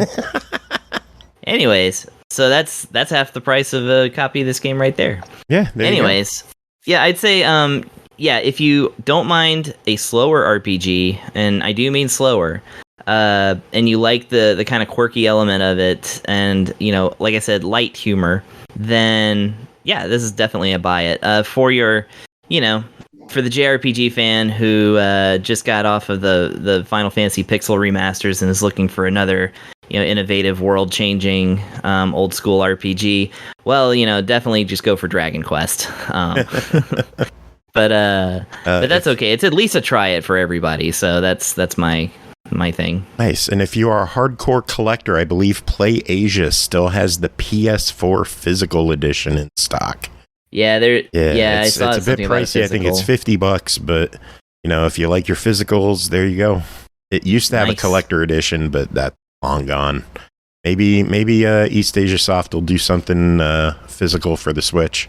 Yeah, but also if you're in the market for $20 for an RPG, pick up Chained Echoes. It's still out there. That's a good one too. It's so good. Anyway, next game, Shattered Heaven, developed by Leonardo Production, published by Leonardo Interactive and WhisperGames, released May 31st on Steam for $14.99. Shattered Heaven is a single-player deck builder card game with RPG elements and an ambitious branching narrative set in a dark fantasy world. The game focuses on a card game and roguelike gameplay fueled in great replay value, thanks to procedural dungeons, a deep crafting system. Pernell, what is going on in Shattered Heaven? So Shattered Heaven is a interesting yet also very depressing game in a world where, how to describe this properly? From what I can gather, because apparently I'm bad with narratives these days, you are tasked with a team of 3 people going forth and adventuring across dungeons to take out pretty much a series of big bads to appease the divine child, but then ultimately, of the groups, only one of you can actually be the final group to survive, and with the goal ultimately being to gather salvation for your community, because this is a post-apocalyptic-esque world where things aren't great for anybody right now, which probably explains the depressing aspect, because everybody seems to be very angry in this game and very frustrated with everything around them. But if, again, you might be like me in certain cases, and narrative is not your forte so much as, well, what the hell am I getting out of this for a play experience? Because this is a dungeon traveling, deck building, deck brawling game. Well, I will say that they do a good job with that here, though there is a bit of a learning curve to build your way into it, because a large part of what kept me, from getting into it initially was this is one of those games where the deck that you play from has a lot of terminology on the individual cards that you have to get used to reading. So various words where it's like, in order to know what it means, you have to push a specific button to go to your card listing and read through the cards and go, okay, here's the description of what these 4 things mean that are on this specific card. Okay, I'm going to use this card. And then you get used to, you chain cards together or whatever. But I digress about that part. I should talk about just the gameplay in itself, and then you'll understand what I was referring to by that. So the general gameplay loop is that you leave your general home base and you choose one of the game's available dungeons to explore. Once you select that, you and your team of 3 people will delve into this location. The areas that you go into on each dungeon are randomly generated. But before you get started on them, per se, a few things occur. The game will start with a general mission for that area that you're in. So it might say, find this enemy and defeat him, or access the next floor, or find these keys and exit get through the final door. So you'll get your general goal. You'll also then be tasked with the potential to add an extra negative effect on the dungeon, with the reasoning for that being that by choosing a specific effect and completing the dungeon with that effect intact, you'll get bonus currency. In this case, the game is referred to as Dark Bones. So it would behoove you to peruse the list and choose what is most doable for you, and just take the dangerous aspect of travel into mind and get your extra money. because you're going to spend the hell out of it. I can promise you that. But then once you've made that established and you get down to the dungeon proper, you will see a series of rooms connected by pathways, and you'll click through them as you go from room to room. As you step into a room, a number of things could occur. Well, not too many things, but a number of things, but within two classes. Either a battle will commence, in which case you will go into the main combat structure. Main combat structure being something I'll talk about in a second. Nothing could happen, in which case you just move on to the next room. And then the actual other thing that can happen, the real event, is you might trigger a sequence where you have to make a choice, and the choice could affect your outcome. So battles being the main aspect of the game, I'll talk about that first. When you get into combat, you and your party members will be lined up on the on the right side of the screen, and opponents will be on the left. There is a turn gauge at the top that will show the order of operation, who goes and when. And then this is where it gets a little interesting in the complexity aspect of it all. Each character starts with 2 AP unless you do some upgrades, which I'll talk about a little later. And you have used those AP to use cards that are in your hand. Cards can range in what they would require from 4 up to whatever. And choosing what effects you'll use is important. Each card, in addition to its normal effects, has like a jewel associated with, like a ruby, a sapphire, or an emerald. Some cards utilize that to represent like different effects that can come into play if you use certain types of those cards in combat. And then aside from that, there's also just the typical effects like how much damage this card will do, or this card might allow you to do damage, but also, siphon energy from the opponent. But what makes this particularly intriguing is that each player character has their own unique hero deck, in which case their cards are suited particularly to the type of player. Oh, God damn it. To the particular type of character they are. So, for example, one of the characters, the main character, her main gimmick is something called Swift. Swift is a thing where it comes with a card, and when you play the card, you'll use the card, then you'll discard another card from your hand and draw a new one. And then there's also cards related to that where if you've used a certain number of Swift effects, that card will either be cheaper to play or will be more powerful when you play it. So you're supposed to kind of exploit Swift effects with her. The next character, his big gimmick is he's like the tank. So his whole thing is building his defense up frequently and blocking the other characters and taking the damage in their stead. And as he does that, he gains points in something called Rage, which he can then apply to use special abilities that are specifically use Rage as currency. And the last character, probably my favorite of the bunch, is a girl that you would think on appearance is like a cleric, but in reality, she's like more like a necromancer. She's got a weird monster or an entity that possesses her. And depending on what you use a card to do, it has a variety of effects. So at the default, a card will just do basic damage. It can do damage, or it can have like a general effect, like a status effect or whatever. But if you manage to pull off something that gives you the ability to inflict thirst on an opponent, it will build up a gauge, and for every notch on that gauge you have, the possessed creature will be behind you on the screen. And so long as that creature is available on the screen, all of your cards have a better ability. They're all better. So you'll find yourself trying to find ways to build up your thirst, specifically to use the better effects of other cards in your hand. You'll even be holding on to some being like, well, this could do something, but the real thing is in that thirst ability. Got to hold off on this thing. And you might even use cards where if you really need thirst badly enough, you can just use this card. You'll get thirst, but your armor will take a penalty for it, and you'll be kind of vulnerable to extra attacks. Good time to use the guy that absorbs damage for you, though that could be challenging if the opponent uses a group attack. Womp womp. So I rambled a fair bit about the general aspects of that, but that doesn't even go on to mention that every combat encounter also comes with its own sub-goal, which you'll want to try to complete, because it yields bonus effects, or bonus benefits rather, when you complete the dungeon having fulfilled a number of those conditions. So it might say, for example, defeat one of the opponents before the others, or get the tank Magni's rage gauge up to like 5 or 6 by the end of the battle, which means you have to build up his rage gauge and not use any of his abilities for the most part. There's a number of things like that occur. So you'll be exploring the dungeon, fighting monsters, trying to fulfill these conditions, avoiding traps, making the right choices in decision-making spots. and just engaging in typical roguelike-y dungeon mabobs. So I guess I don't want to call it roguelike because it's not a whole die and reborn with light benefits. It's specifically roguelike in the sense that each time you come into the dungeon, the areas are kind of randomly generated. When you do leave a dungeon floor or dungeon environment as a whole, when you're completed the environment, you will get rewards based on how many of those battle conditions you completed, and also just whatever the reward is that the dungeon is going to offer you for completing that run. And then you'll be kicked back to your main base, where you can do the typical elements of upgrading your character. There's a quarters environment where when you go back to the quarters, you might trigger a character dialogue sequence where everybody gets to know each other in a, want to say heartfelt thing, but again, everybody hates each other for some damn reason. So it's like everybody's frustrated because they're dealing with some bullshit in this world, and that's just how it is. There's also elements where you can go to like a shop to buy just typical items you can use. Sometimes, for example, an item that might increase your chances of success on avoiding a trap on a trap event. You might find potions, which you can kind of create through crafting to give yourself various effects based on the components you combine to make the potion.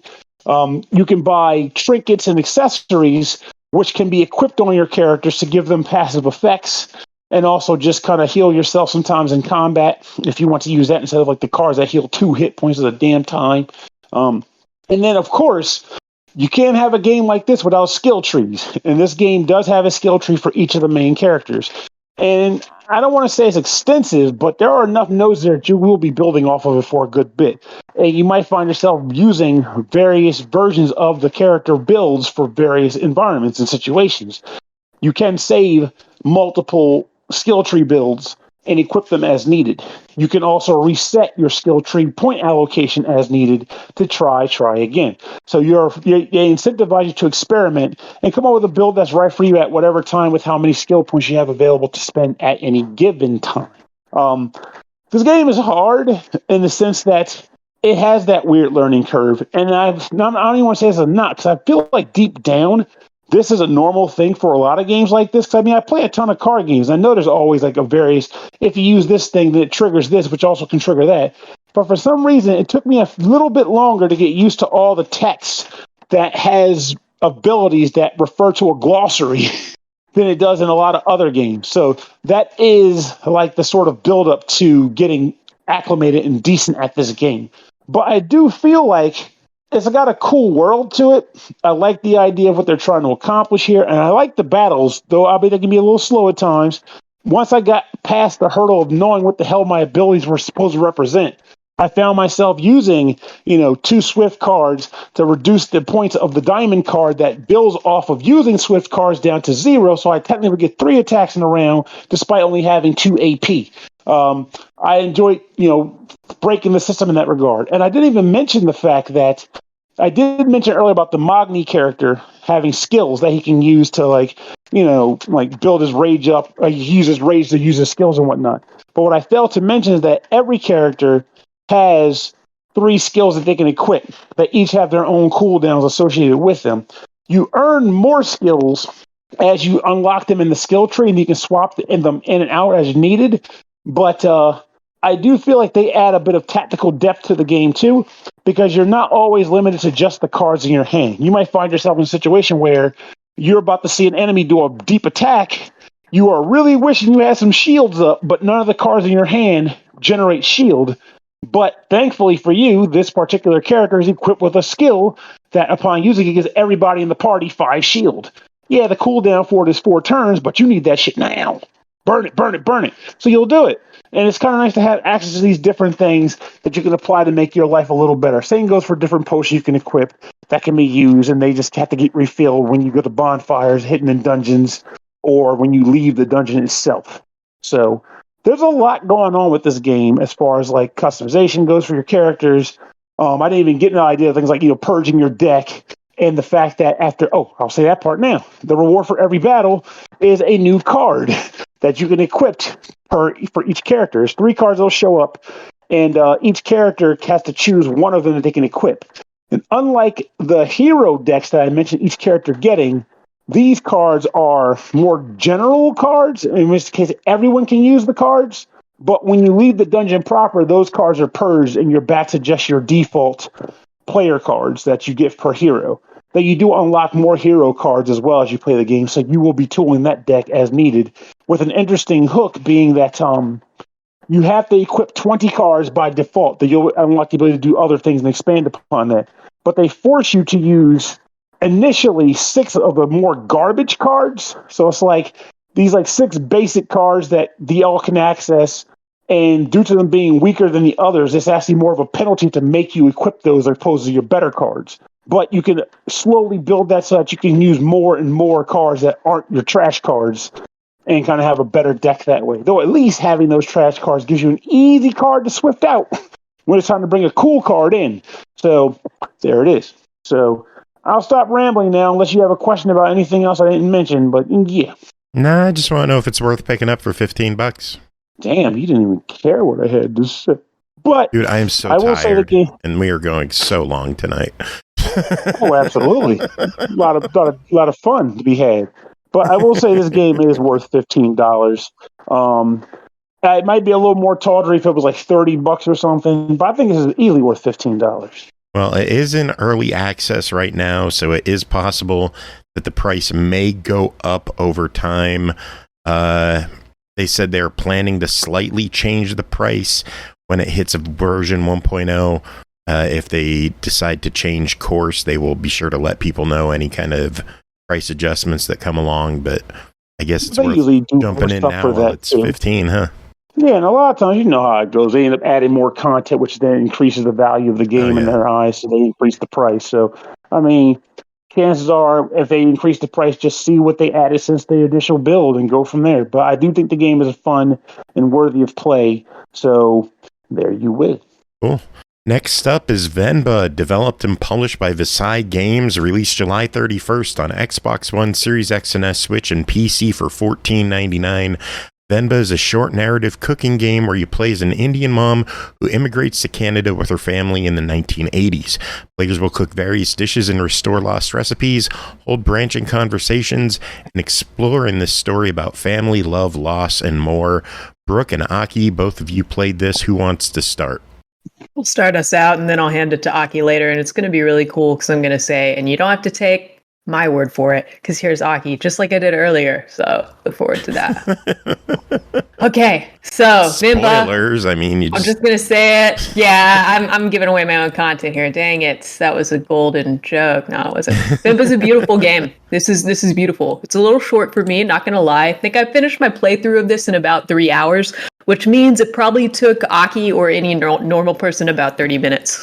Not just playing, but seriously, I don't normally go buying games that are only going to take me an evening to complete because I'm an escapist. I don't want games to be over, especially if I'm loving it. Tim has ragged me about this in my game hours on some games we share a lot. But I didn't buy this. I'm reviewing it. And I'm actually kind of recently learned, much to my surprise, I guess I thought, people didn't really love short games, but some people really love short games. The person who made me realize this deep down, specifically like short narrative experiences, they want a game they can complete in an evening that's not going to take them forever to get through the story. So as such, I can look at it objectively and in the eyes of my friend and say, honestly, out of all the games that have taken me a couple hours, maybe more, this is probably my fave.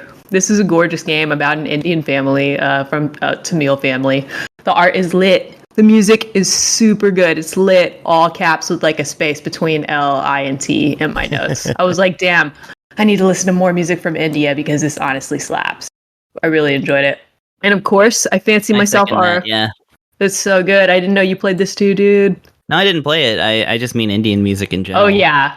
I don't actually know that much about it. And this game was really makes me want to look at more. And it was like a wide breadth of it felt like different subgenres within Indian music, that's not a genre, but it was really cool. But yeah, so I fancy myself our resident Otome and cooking game Super Dork here on SML. So I'd be remiss if I didn't admit that my second favorite thing about this game is how delicious the food looks and sounds. When you're cooking in this game, there's just all kinds of ASMR goodness, like lighting my brain on fire.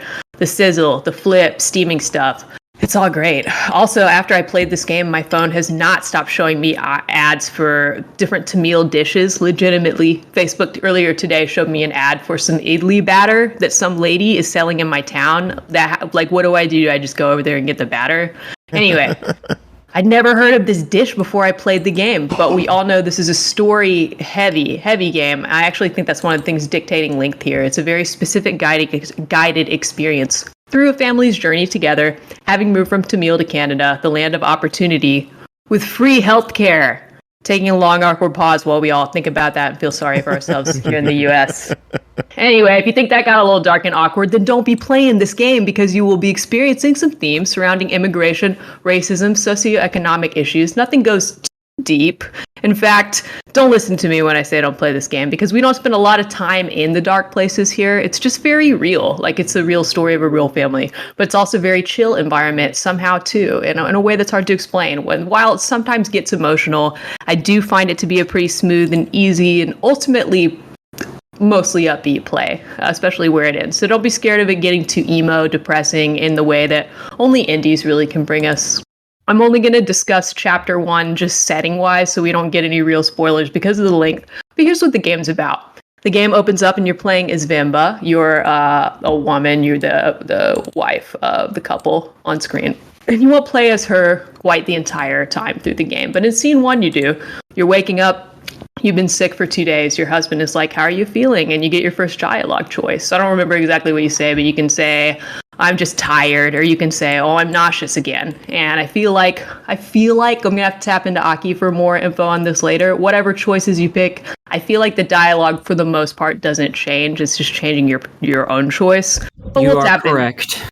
Cool, because I only did like one playthrough of this one. But yeah, I really like the next choice, even if it doesn't really truly branch, because you're asking your husband, did he eat breakfast? Did he pack his lunch yet or whatever? He's like, nah, I'm not worried about it. And you're like, what the heck, dude? Just go cook something. There's some idli batter in the kitchen. Make some idlis. It's super easy. You just put the thing in the thing. And he's like, nah, I don't think I can figure that out. And you can either be like, fine, whatever. You can be like, nah, fine, I'll just get up and cook. And it's a little passive aggressive and funny because either way, you end up cooking for him. And it's definitely got an intentional bit of humor here with like some traditional gender roles and some domestic humor in there. Like, oh, I'll just do it. And like, oh no, I'm fine. And like, you even comment on him being like, you're always like, you just can't figure it out. And it's a little bit of a commentary of a man doing like, oh, I don't know how to do the dishes good. And that kind of becoming the routine. But anyway, there you are. Now we're in the kitchen and we're making idlis. If I'm even pronouncing that right, because this game is not voiced. But the recipe book we brought here to Canada with us from our mom has stains. It's got missing pages. You're like, crap, I just told homie anybody can make this and now I'm blanking out. And now we get to cook for the first time. We have to figure out some stuff. There might be some trial and error going on, but unless you're achievement hunting cold out the gate, you're not going to like experience any bad stuff by making a recipe wrong while you try to get it done. The game will just be like, nope, that's not it, and it'll restart you and give you back your ingredients. Sometimes it's like a bit of a logic puzzle too. There's no time limit. Ingredients are dragged and dropped around the screen by your cursor. Sometimes you can figure out the amounts or order or even like what layer goes where, if it's like a layered dish. So soon we're done making the idlis and we present them to our husband. Not only were we sick today, but we also were extra good. We used the spices and garnishes to draw his face on one of the idlis and our face on one of the other ones. He's got a big old mustache. It's pretty funny and cute. And he's like, you did this even though you're not feeling well. I love it when you do this. And you're done. And he walks you to the doctor's office so you can figure out what's going on with your nausea lately. He's not going to walk you back home because he's on his way to work. So you come back from the doctor, and as the day passes, we notice as the afternoon progresses, you seem to be in a really good mood. You're brushing your hair, you're putting on some jewelry, some nice clothes, you're making idlis again. He comes home, he said, hey, how'd it go with the doctor today? What did he say? And you're like, hey, sit down, maybe you should eat first. And he's like, yo, what the heck? You're scaring the crap out of me, dude. What did he say? And you're like, dude, why don't you just take a bite of the food and calm down? And then you show him the idlis, and you've drawn y'all's faces on them again. But now, there's a little bitty third face. And you guessed it, like anyone who watches TV or reads books or plays games, we mentioned a woman has nausea, and lo and behold, yep, she was pregnant. It's a happy moment. But for your husband, your boy, I don't remember his name, that's why I keep calling him homie and your boy, obviously. Later you're in bed with your husband, with home dude, and he's like, I'm so scared, I'm so happy about the baby, this is a dream come true. We came to Canada for a better life, and we're really only scraping by for you and me, and times are really tough. How are we going to take care of this kid? but you're strangely feeling really optimistic about it, and you got a smile on your face. And this is the beginning of a story of your life as immigrants, your life as parents. You're also going to watch your kid grow up. A lot is going to happen. As told in several chapter episodes through food and cooking, which I believe that is one of the 5 love languages you hear about. I know it's mine. We all know it's mine. I need to work on my relationship with food. This shit is getting toxic and codependent. Anyway, for a short, simple game, I think this game has a lot going on. But you don't have to take my word for it, because here's Aki. Very nice. It's fantastic. I really liked it. It was good. And you can beat it in just a couple hours. It took me about 2 to beat it. Most of it is, again, you just click through some dialogue that usually doesn't last too long, and then you try to follow a recipe that's, fucked up and you can't read half of, so you have to logic it out. And then once you're done creating the dish, you have a little bit more talking, and then next dish. And you have 6, I think, dishes in total to build throughout the entire game. And it's really more of a slice of life of just getting to know this family kind of throughout the years. Because this starts from, when Venba is pregnant, all the way to when the kid is grown up. And she's an older lady at that point. So it just takes little snapshots here and there as they grow up about, just life in Canada for them and how they interact with each other as a familial unit. And it's really, really cute, but there's also some heavier topics that they only touch on because obviously they want it to be a lighthearted game. But yeah, it was really good. The dishes, as stated, look fucking delicious and never made me want food more than when I was playing this game. So congrats to the team for that. I am now really hungry and they owe me a bunch of food. Word, it looks so good. God, so much of it looks so good. And yeah, I really enjoyed my time with it. The only thing I was a little sad on was legitimately just it was short, and I was like, I just want more to it because it's so good. I'm just like, I could have used an 8-10 hour game out of this because it was so laid back, so chill, so easy to get through, and just so pretty. The graphic style is really nice. The character designs are very good. Yes, and it hit on some things that, I expect that a lot of people deal with, because it does focus on the kid quite a bit, as well as the mom. Those are the 2 main focuses. And you get to hear about some of the issues that, a first generation has with the second generation in a country. So, people who move from a country to the US and then dealing the differences between them being from their homeland and being from their culture and all that stuff with their kids who were born in the US. You get to see some of that, which I really liked. So yeah, I thoroughly enjoyed the game. Cool. Well, it is a $15 game. What do the 2 of you think of Venba? Yes. I would say yes, even though, know the length going into it. But if you do, I don't think you would be disappointed by this game. I think it's a work of art, and I really don't think it's too emo or heavy or emotional. I wouldn't have played this if I saw things going around on Twitter. Oh, this is a game about loss. And I was like, oh man, no, I don't want to play Venba. I got to remember for the show. I feel like it's going to be too much of a downer, but I don't feel like it focuses too long on that. I think I don't know. Yeah, it barely really touches on loss. I did cry at it, but it barely touches on it. Respect that. I know a friend streamed it, and after the stream was over, I ended up missing it. I was like, how'd the Venba stream go? And she was like, I cried a lot. Yeah, that's cute. If you're from a family that is from another country, this is probably pretty close to home. So yeah, be prepared for that. Cool. I think they handle all the situations that they bring up pretty well, even though it's only a light touch on it. Cool. Yeah, some of the topics are heavy, but we don't spend a ton of time on it. It's just like, oh, here's a moment. Oh, man, damn. So it leaves you hungry in multiple ways.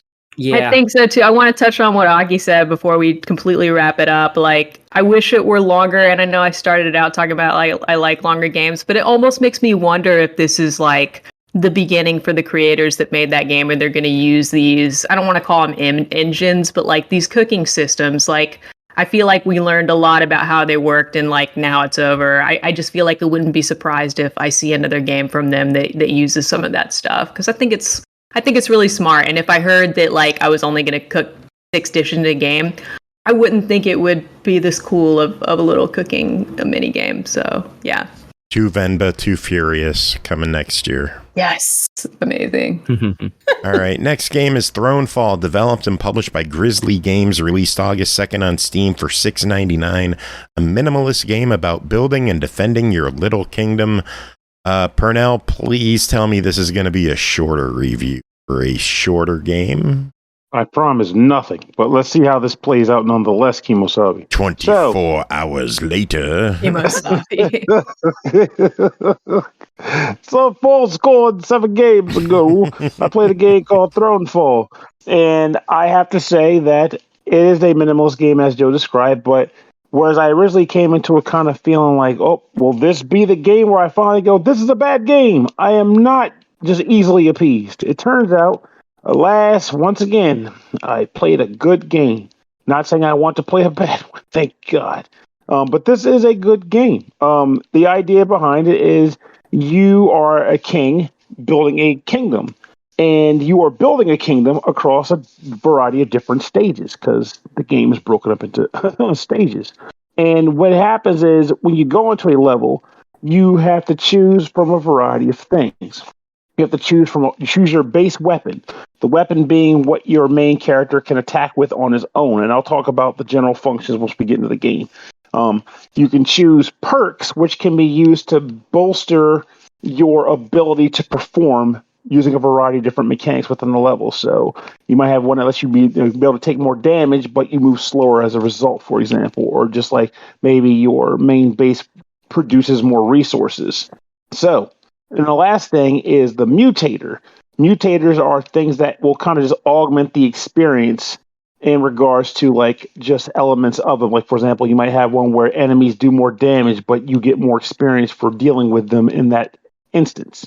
So you'll be picking these things, and then once you've selected, you'll get, dumped into a level.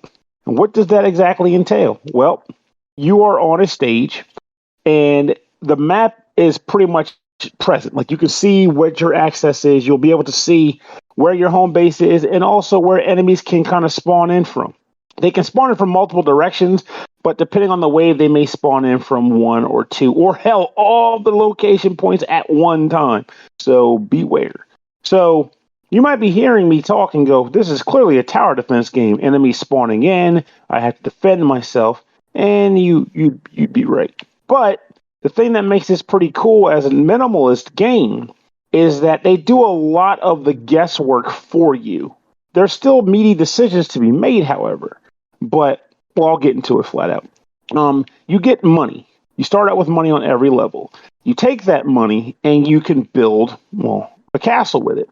The castle has a specific place it is allowed to go. You can't just run off into the grass and go, I'm going to put my castle here.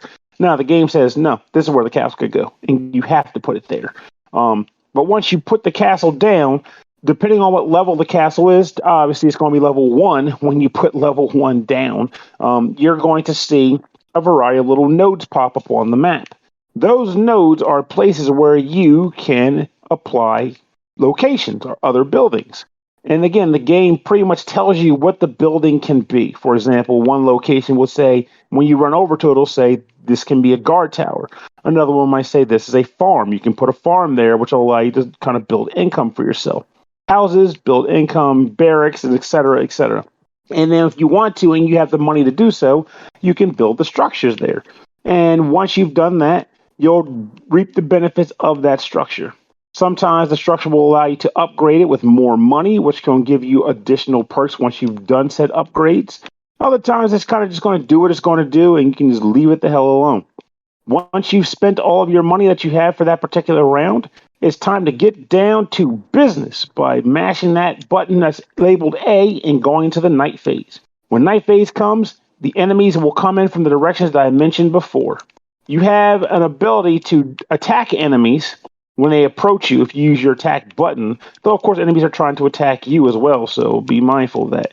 The enemies, depending on which one they just coming in, they have a variety of different behaviors. Some will go right for your structure, some will come right for you, some will go right for your main base, and some are just goddamn crazy. And when they come in, look the hell out because they're hard to predict. The freaking shielded berserker guys, I hate those things. They'll just come rushing at you. And your goal is to do as much damage as you can to keep these guys at bay. Now, your basic attack, like I said, it varies based on which weapon you pick, but generally when you use it, you're going to be in harm's way. When you have full health, if you hit the right trigger button, you can dash, which helps you get from point A to point B, or even evade or stay away from enemies while you're fighting. However, once you take your first lick of damage before you can recover your health, you can't run anymore. So be mindful of that. So even though you can fight back with enemies, your main goal will be to try to get up enough fortification that will prevent you from having to get yourself into the sticky wicket yourself. Once you clear the nightfall, you get points based on how well you survived, how much time it took you to survive, and you can begin the process again for wave after wave after wave until the game is done. There are a lot of different structures you can build in the game, such as walls for fortification or barracks where you can use to summon soldiers, which once they're summoned, you can actually kind of run up to them and collect them and drop them in different places. You can make them stay in place to guard zones, or you can kind of have them follow behind you and do damage, help their precious king survive the night. There's a variety of different things you can do in the game, and such that despite being minimalist and despite taking a lot of the choice away from you, which I believe in this case is a feature, not a curse, it still gives you enough decision making that you will find yourself making choices that will determine whether or not you get the coveted ranking points at the end of a level in clear stages. And depending on when you beat a stage, depending on how well you did, and also the different perks you unlock are like the different challenges you complete, such as how I mentioned earlier, you beating levels with certain conditions intact. You will earn points, which will slowly unlock more weapons and more perks and more mutated, which you can play and mess with, other aspects of the game. It's kind of nice that the game is designed so that you might play a level, feel like you got a decent score, go further into the game, unlock new perks, which in turn will make you think, well, if I go back to the previous level, I'll be able to actually do better with this perk than I did with the perks I had at the time I originally did it. So it incentivizes you to want to go back and, mess around and do it in different ways. Because again, the score is not only just your ranking on the leaderboard and stuff, but it has also the way you'll get points to unlock, more perks and stuff. It's a pretty satisfying loop. So the game itself is short. The game is rinky-dinky tiny. I think it's also really cheap. It's $6.99. Whereas I went into really cheap. Yes, and I do feel that this is totally worth that money. Like this, again, I came into it. I was like, Joe's like, you want to review this game? And I'm like, I'm short on time. I don't know what I want to do. And I looked at it, I was like, I don't know. And now I'm like, and then I was like, I think it works on Steam Deck. And you're like, son of a bitch, I'm in. Pretty much what it was. Like, God damn, I'm in. So there you go, guys. Put games on Steam Deck. I went on vacation where I was like, no games. I'm on vacation, which I know doesn't sound normal for most human beings, but I was like, I want to be in the woods. I want to get chased by a bear. I want to have fun. And instead I was like, I'm going to do all those things, but I'm also going to play Thronefall. And it ended up being a lot of fun. I am glad I got this game. I do recommend it to others, and I hope you like it too. If you're the type of person that wants to try tower defense type stuff, but you don't want to deal with item placement and you're concerned about, am I making right choices? Well, this game at least gives you a little help with that. So you don't have to struggle so much with, how to place your items. Just know that node could probably have that cool thing. So, yeah, buy it. It's fun. Cool. And a fun little thing about the game is there's over 3,400 reviews on Steam, and it's overwhelmingly positive. How many reviews? 3,400. God damn. Yeah. Well, it deserves them. So overwhelmingly positive. Game. So and you said props it's early to access? GrizzlyGames. I don't believe it is. Yeah, it is early access. I thought it was. So I'm hoping that means that we'll see more weapons pop up later on. Because right now there's only 3 weapons, and I'm hoping that means that eventually more weapons can be added as they go beyond early access. Because this game, this is legit. This is a the quality full release of Thronefall will feature more playable levels as well as new perks and weapons to unlock and equip, and then quality of life improvements. The price will grow as the game grows. So if you're interested in getting it at $7, grab it now. Buy it now. It's freaking worth that $7. In which case, why wait and pay more when what they give you for $7 is already good? Yeah. All right, one last game to discuss quick is Lisa Definitive Edition, developed by Dingaling Productions, published by Serenity Forge, released July 18th on Xbox One, Series X and S, Switch, PS4, PS5 for $24.99. Lisa the Painful is $19.99 separately. Lisa the Joyful is $9.99 separately. Lisa the Joyful Definitive Edition is the soul-twisting conclusion to the quirky side-scrolling RPG series Lisa. Pernell, give us your thoughts. My Dingaling wants you to play with a really cool game. And I'm done. That was stupid. But I had to say it once I heard the developer name. I'm sticking with it. Respect. I think they'll appreciate it. They better. If they don't, I'll cry. It'll be so painful. Or will it be joyful? I don't know. Because the way this game decides game titles, I thought Lisa the Joyful was going to be more joyful. What a goddamn lie that was. Because, woof, this game is still heavy, but in all the right ways. So I can't say a great deal about the general aspects of like narrative or whatever, because it is a direct follow-up to The Painful. And if you haven't played that, we don't want to spoil anything. So yeah. And with that said, I'm just going to lead this with the review with this. If you haven't played The Painful, just play The Painful, and then you're going to buy this one. That's just kind of how that works. Because when you finish The Painful, you're going to want more, and this game is more of that. Hard to believe I'm saying that, because The Painful, in its title, is pretty goddamn rough. You're going to finish it and go, what was the game I just played? But you're also going to go, this is very well done. So there you go. So in the context of this game, the main character that you're playing as is a little different, and they play a little differently too, in that this game is actually a fair bit harder than the original game is. Though you still have access to one item that you can pick up, where if you use it, it puts it in painless mode, but you're not going to do that, are you? Wink, wink, nudge, nudge.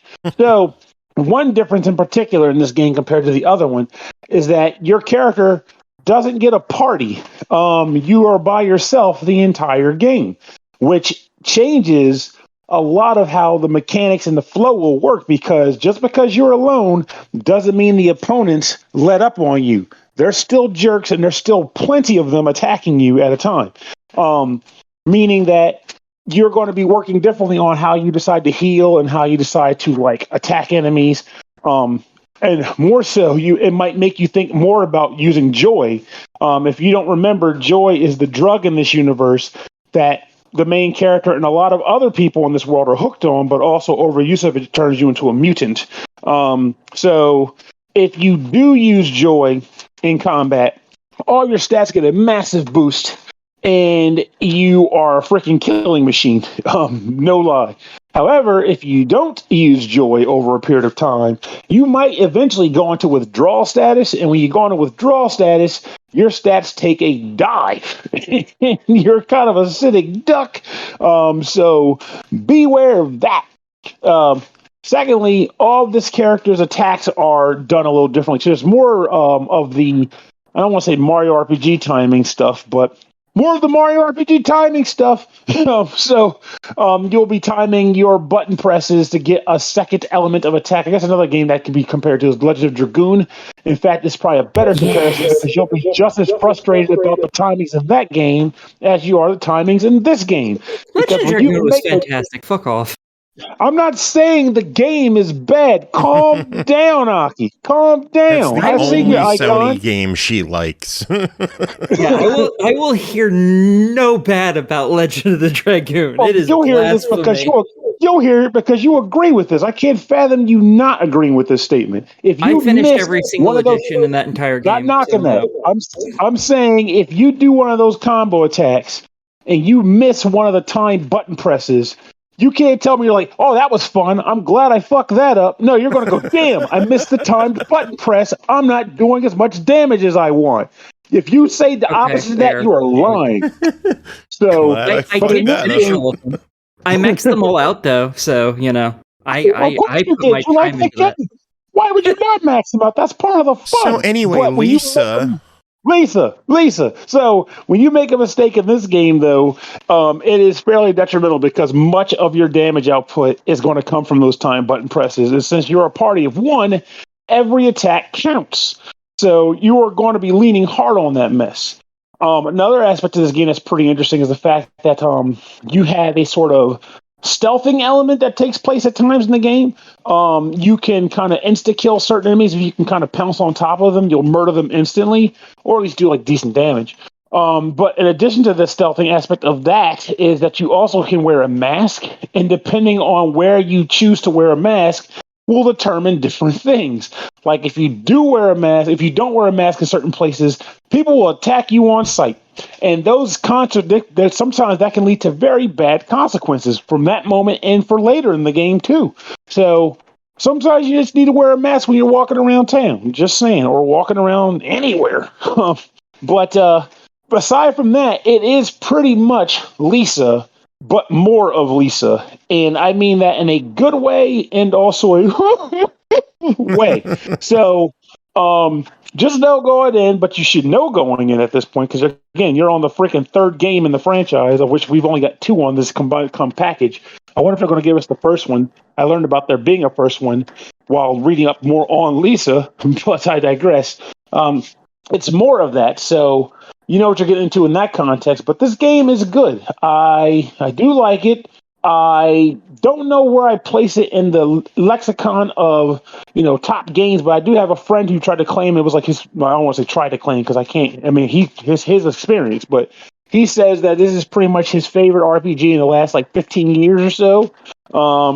I'm not sure if I hit it with that note right now, but I can say that it hits some interesting notes emotionally and from just an experience in general that makes me think he might be onto it being top tier at least. So if I'm feeling that just from where I'm at, I would at least think that you might find yourself enjoying it. But again, just know this is a combo review, meaning you should buy them both. Don't buy this one and not the one I talked about a week or two ago. Yeah. You need to buy them both. And going in, know that despite the fact that I'm saying the game is enjoyable, that comes at a but. It's enjoyable, but you will find yourself making some choices where you're going to go, are you fucking kidding me? I have to make that decision?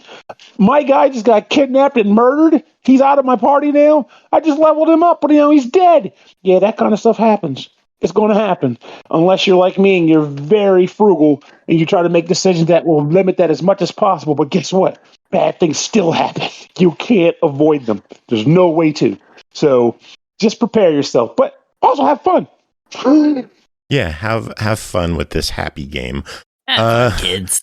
Lisa also, I found it hilarious. Also, lastly, I wanted to say, I'm sorry, I forgot about it. I thought it was funny that going into the game, I was going to start the review by saying, Lisa the Joyful is a much more lighthearted romp. But I think it's just because of the drug, because Joyful has no bearing on the joy elements involved that are invoked from playing this game. Not at all. Oh, man. All right. Well, Lisa the Painful's $20. Lisa the Joyful is $10. Getting them together is $25. What do you think of the pricing? So basically, Lisa is $25. That's the answer. But all right. Guess we're done. That is it for this episode. We made it through. Thanks to all of y'alls for being here and hanging out through the whole episode. Yeah. The whole party's here the whole time. I love it. We did it. Before we end the recording, are we still recording? Yes. I have to ask Chris, did you write your notes out in advance for this episode? No, I never write notes. Really? Because your transitions were really good. You were like, MP, and speaking of MP, and then you had like a joke that led into the next part, and you're like, and speaking of being in the weeds, if you're going to do out of the weeds, I was so sure. I was like, oh man, this guy brought some material. I better Brush up. Anyway, I just wanted to call that out. That- That was really cool. We had some great reviews tonight. That's just kind of the way I ramble. So, That was really good. thank you. Appreciate it. I really enjoy your review too. It was like, Thank you. I think there's always a moment in a Brooke review where it feels like a mic drop followed by, a school auditorium breaking out in applause. That's awesome. So, In my I really dreams, appreciate that too. I'm glad that you see it that way. No, Pernell, do you write your stuff? And I'm surprised you'd ask that because I can't imagine what I talk about. How I talk sounds like I write anything now. No, I mean, same thing. It sounds like you really, at least have like an outline, Yeah. maybe in your head or something. No, it's like I'm pretty much that guy. If you've ever watched a police procedural drama where they have the board with the red lines tied to a bunch of random crap on it, including where they get their favorite disco fries, that's pretty much how I do my reviews. But it's all in my head, and it's also why you might see me go jump from here across the freaking meadow to this other point because I'm like, oh, by the way, I just realized because I got to that point, that relates to this point. But And I just do kinda that off the even head when of- I write the notes. I'm doing that. So I want to be at your level, dude. No, well, I was going to say the same thing. I was like, I'm hearing your stuff makes me think I need to start prepping and writing them out too. Oh man, are we anime rivals now? Are we going to become absolutely better? are. Oh my Brooke-san, god. Brooke-san, I will take you out. Pernell Sensei with the win. Can I turn into the moon? Yeah. Oh, are we talking the Soul Eater moon? The what? You said, can I turn into the moon? I'm like, the Soul Eater moon? No. No, it's a reference to an anime where that's a plot point. Ooh. See, now you got to tell me about it offline. A So I want to know character about this moon. a character turns into the moon. I thought we were talking about Sailor Moon, so I don't know. That's okay. I mean, that means it was a good general anime reference. Is that we all thought of 3 different anime that are like popular, That all involve turning into the moon. right? Sweet moonage. But yeah, honestly, I do feel that's one thing I'd like about this is like, I think, well, maybe not Chris, but I feel like all 3 of us find ourselves thinking that our reviews are rough or something, but in reality, the other people think their reviews are good, which in turn means, no, all of our reviews are good. We just need to be more confident in our own damn work. Maybe. That's about it. Joe's over Kids here. can review video games. Joe's over here barfing. He's like, I want to go to bed. They're making this after school special. Like, this is a good ep, though. I'm just sitting This is here. the Y'all kids are having fun. Yeah, this is the equivalent to an SML field trip that's meant to bond. Yeah, he I also hasn't like- kicked you guys off the lawn yet, so Oh, that's you're doing true. fine. We're I on on an the Glue SML Factory. field trip. I will also SML goes to mention. the Glue Factory. That's the title episode, by the way. I will also mention what a delight it is when I tag team something with Aki, unless we are literally playing it together, which happened the first time. I never know what Aki's take is gonna be. So I was so happy when you were like, "Oh, I love Venba." Like when I was done, I was like, "Whew, okay," because I didn't even know. So I love that. I love getting that review, even when we're tag teaming something. That was fun. I feel like you filled in all my notes and the stuff I missed really well. Well, I gotta say, Thank you. if she didn't like moving out and you guys played it for hours, that would have been the biggest betrayal. Maybe like an hour. I mean, Top 10 here, anime an hour and a betrayals. half. let me put it this way. I put 8 or 9 hours into, what was it? Exoprimal. I fucking hate that game. I hate that game. It is terrible. But that's a little different, though, in that you're like, I'm playing this because I know I got to review it, but yeah, I'm going to rag on it because it's not a good game. This, you're playing it with an actual person who can hear your voice. They can hear your reactions to things happening in the game. So if you didn't like moving out too, I've done it before. you would have been lying the whole time. Like, this is so much fun, Brooke. I'm glad this game is out and we're playing it. What a good game this is. And review time, game fucking suck. Yeah, well, there's a reason why she doesn't know what my opinions are until I do them, because I don't talk about what I feel about it when I'm playing. Moving out, Yes.